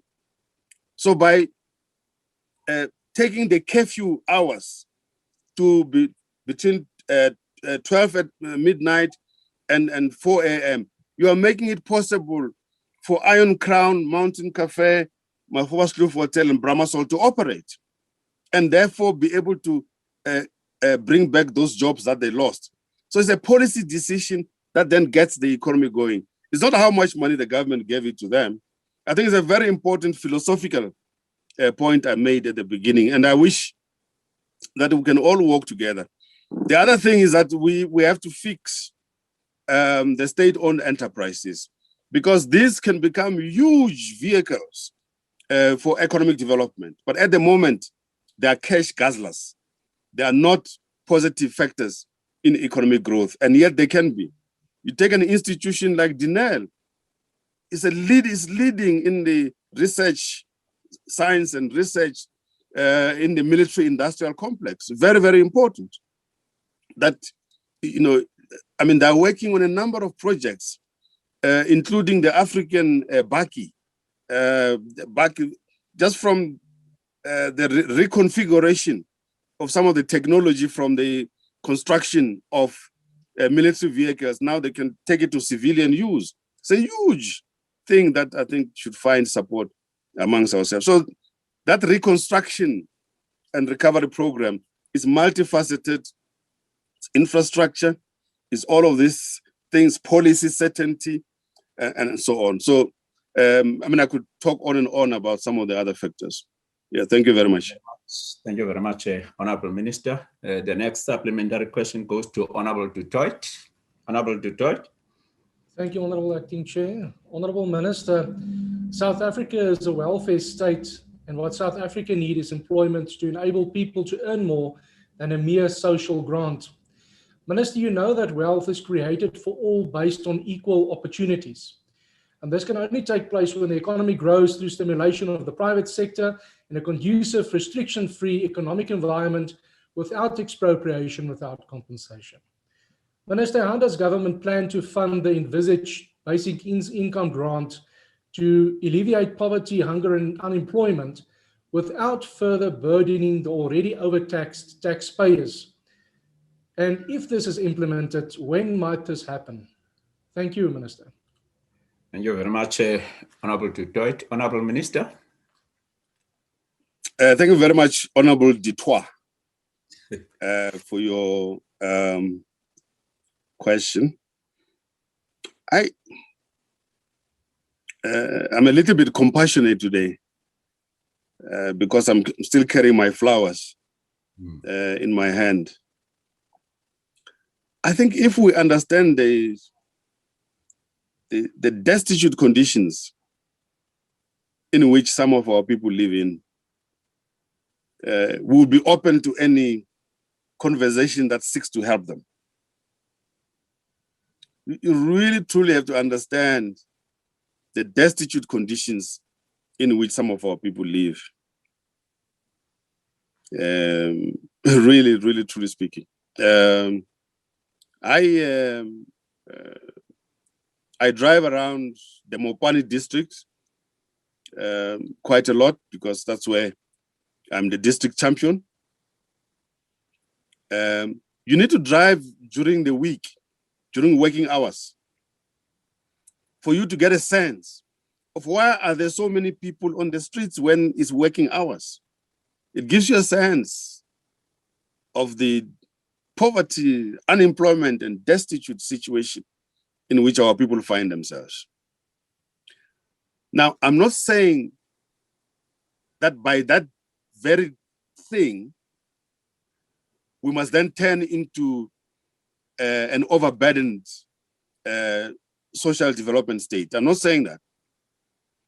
But I'm saying that there is a section of our population which needs the support and compassion of those who can afford. Now, what does this mean?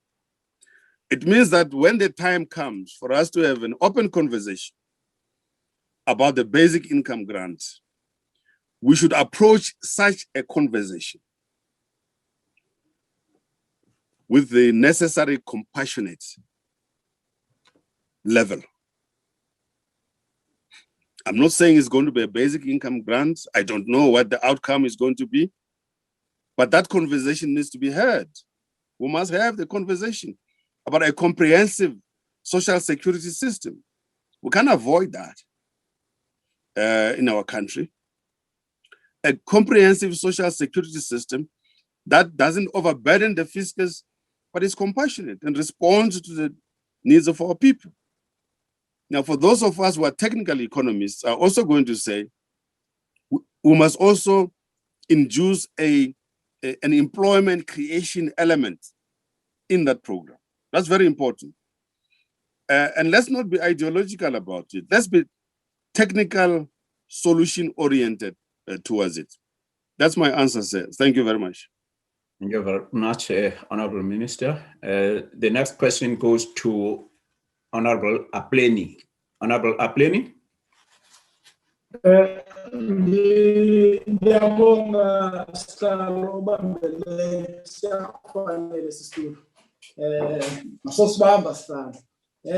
Minister, all the solutions that you need to address the extreme levels of poverty, hunger, and destitution in this country are contained in the EFF manifesto. We have outlined it for you in black and white and said it here many times before that we need to move towards rapid industrialization and the promotion of manufacturing activities to create jobs, double social grants, and provide free water and electricity to the poor, just to name the few. Why is the government not considering some of these proposals, Minister? Thank you very much, Honorable Apleni. Honorable Minister.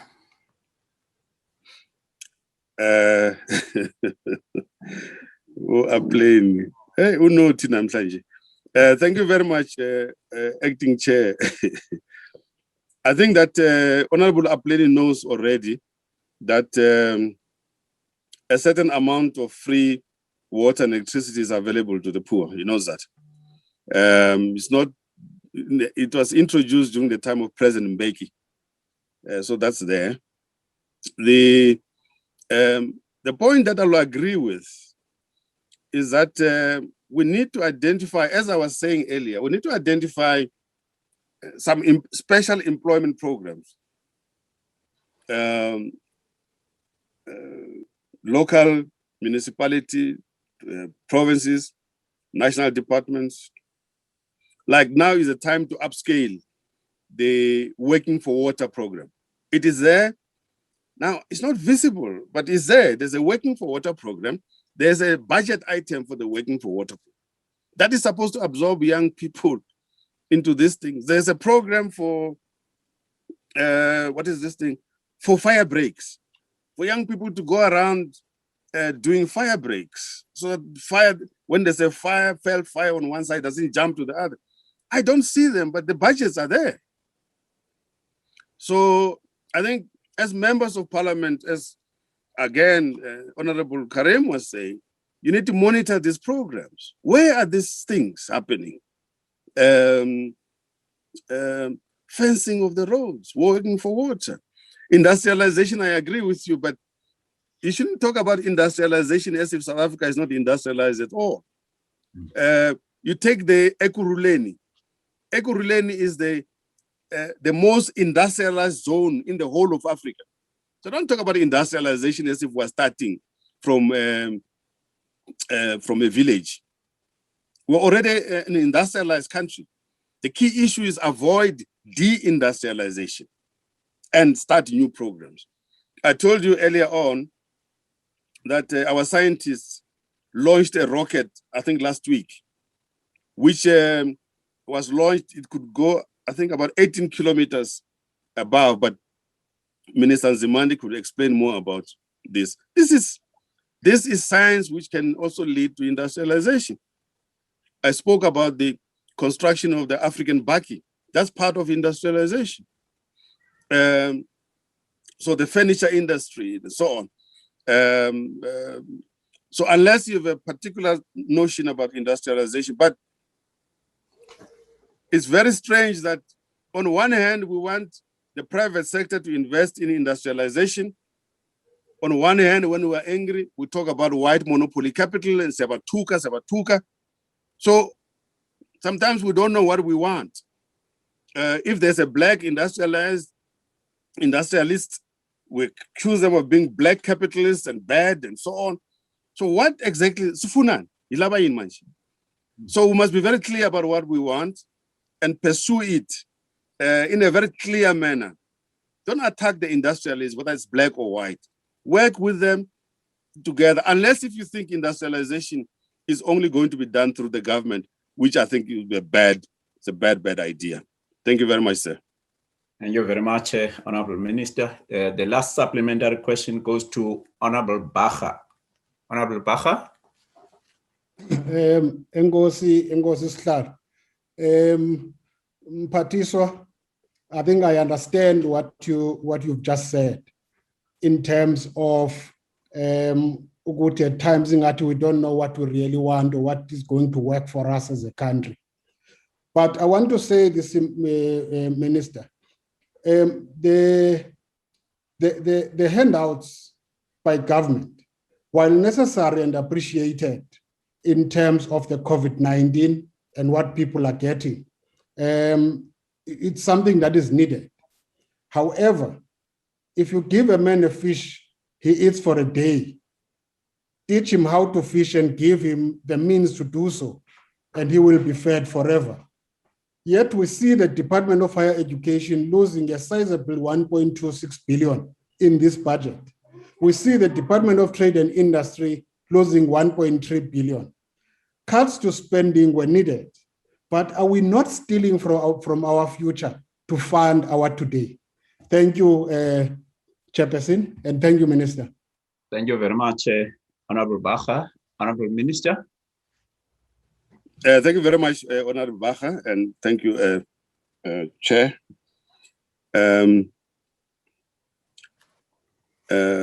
The way in which you've made me work today is like I need a bonus. You know, I must go to the president and ask for a bonus, honestly. Yo.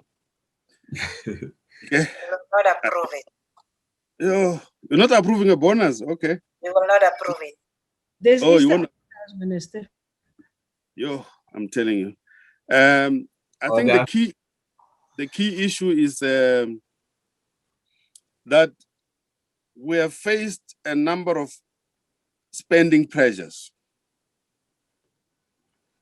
And as a result, we have had to realign the budget as we did. You remember during the supplementary budget in June when we had to find money for SAA, the 10.5 billion. And then we had to readjust from all departments. It's a cabinet decision to support SAA. Therefore, all government departments had to make their sacrifice to implement that decision. We also had a revenue shortfall, you recall. So when you have a revenue shortfall, you also must then ensure that your spending envelope is within what you can afford. Education is important for our children, for the future, because in fact, education is part of preparing for their own future, because we won't be here for a long time anyway, and they must remain behind managing their country, running their economy, running their society. Therefore, education is important. And I leave the matter of what kind of an education and bursary program should be there. I leave that to the Minister of Higher Education. Because it seems to me that what he's saying is that it is inevitable that we must review NSFAS and the whole post-matric funding system, which I think we should. If he spoke to me, for example, I received my university education in Lesotho. Most of the students from Lesotho who passed matric and applied to university simultaneously applied to the Department of, then they call it the Department of Manpower for a bursary. Now, depending on the number of, depending on the amount in the budget of the Department of Manpower that can support students, X number of bursaries were given. But they also wanted to guide you in which studies will they fund and which ones they won't fund. So you can fund everything. And also there was a policy in Lesotho that you are only allowed to repeat once so that you don't become a professional student. And so on. You fail the second time, you're out because you must create space for other kids and also bursary for other kids. So if the Minister of Higher Education wants to speak to me about my experience, both in Lesotho and in the United Kingdom about how this is done, I'm more than willing to speak to him. So, and I think that we can deal with the education issue. Otherwise, thank you very much, Acting Chair, for a robust conversation. Very much appreciated. I can promise that I kept my flowers and I kept my gun behind. I didn't take it out. Thank you very much. Thank you very much. At this stage, I will ask the Honorable Deputy Chairperson to thank the Minister and the Minister of Labour and the Deputy Minister, and then close the meeting. Over to you, Honorable Deputy Chairperson.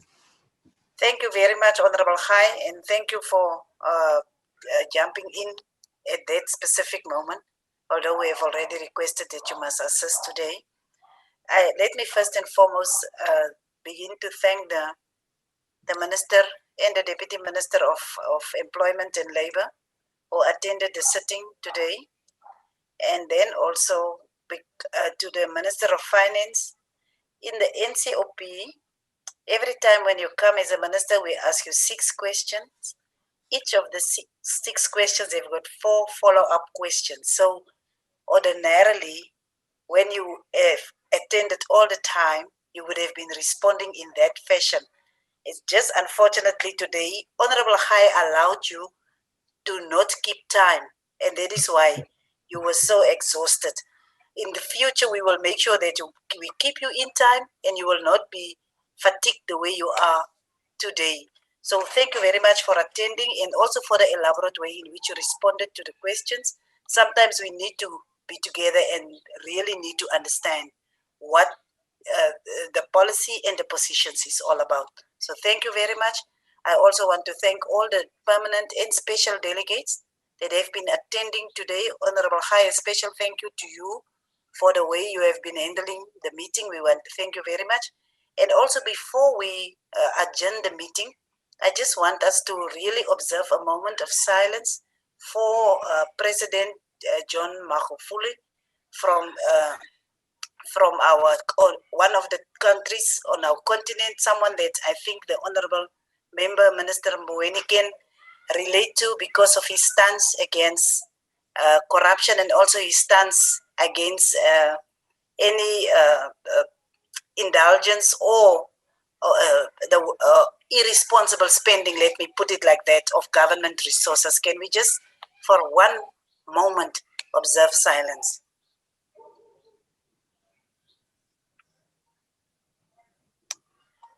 May his dear soul with the souls of all the departed rest in eternal peace. Thank you very much, honorable members. I want to wish all of you well for the constituency period. I really hope that we will use this time very fruitful. I know there are some committees that will still be meeting during the constituency period, but I want to wish you well and also wish you a blessed and a safe Easter, because within this period we will also be celebrating and commemorating Easters. So let me wish you well and thank you very much. The meeting stands adjourned. Thank you very much. Thank you very much, Honorable Deputy Chair. Thank you very much, Honorable Deputy Chair. Thank you, Deputy Chair. Members, go well and stay safe. Thank For you, those of us Deputy Chair, Minister, well the programming meeting, remember we will be meeting at 1900 hours now for the programming. Yeah? So yes, Deputy Chair. A cup of tea and come back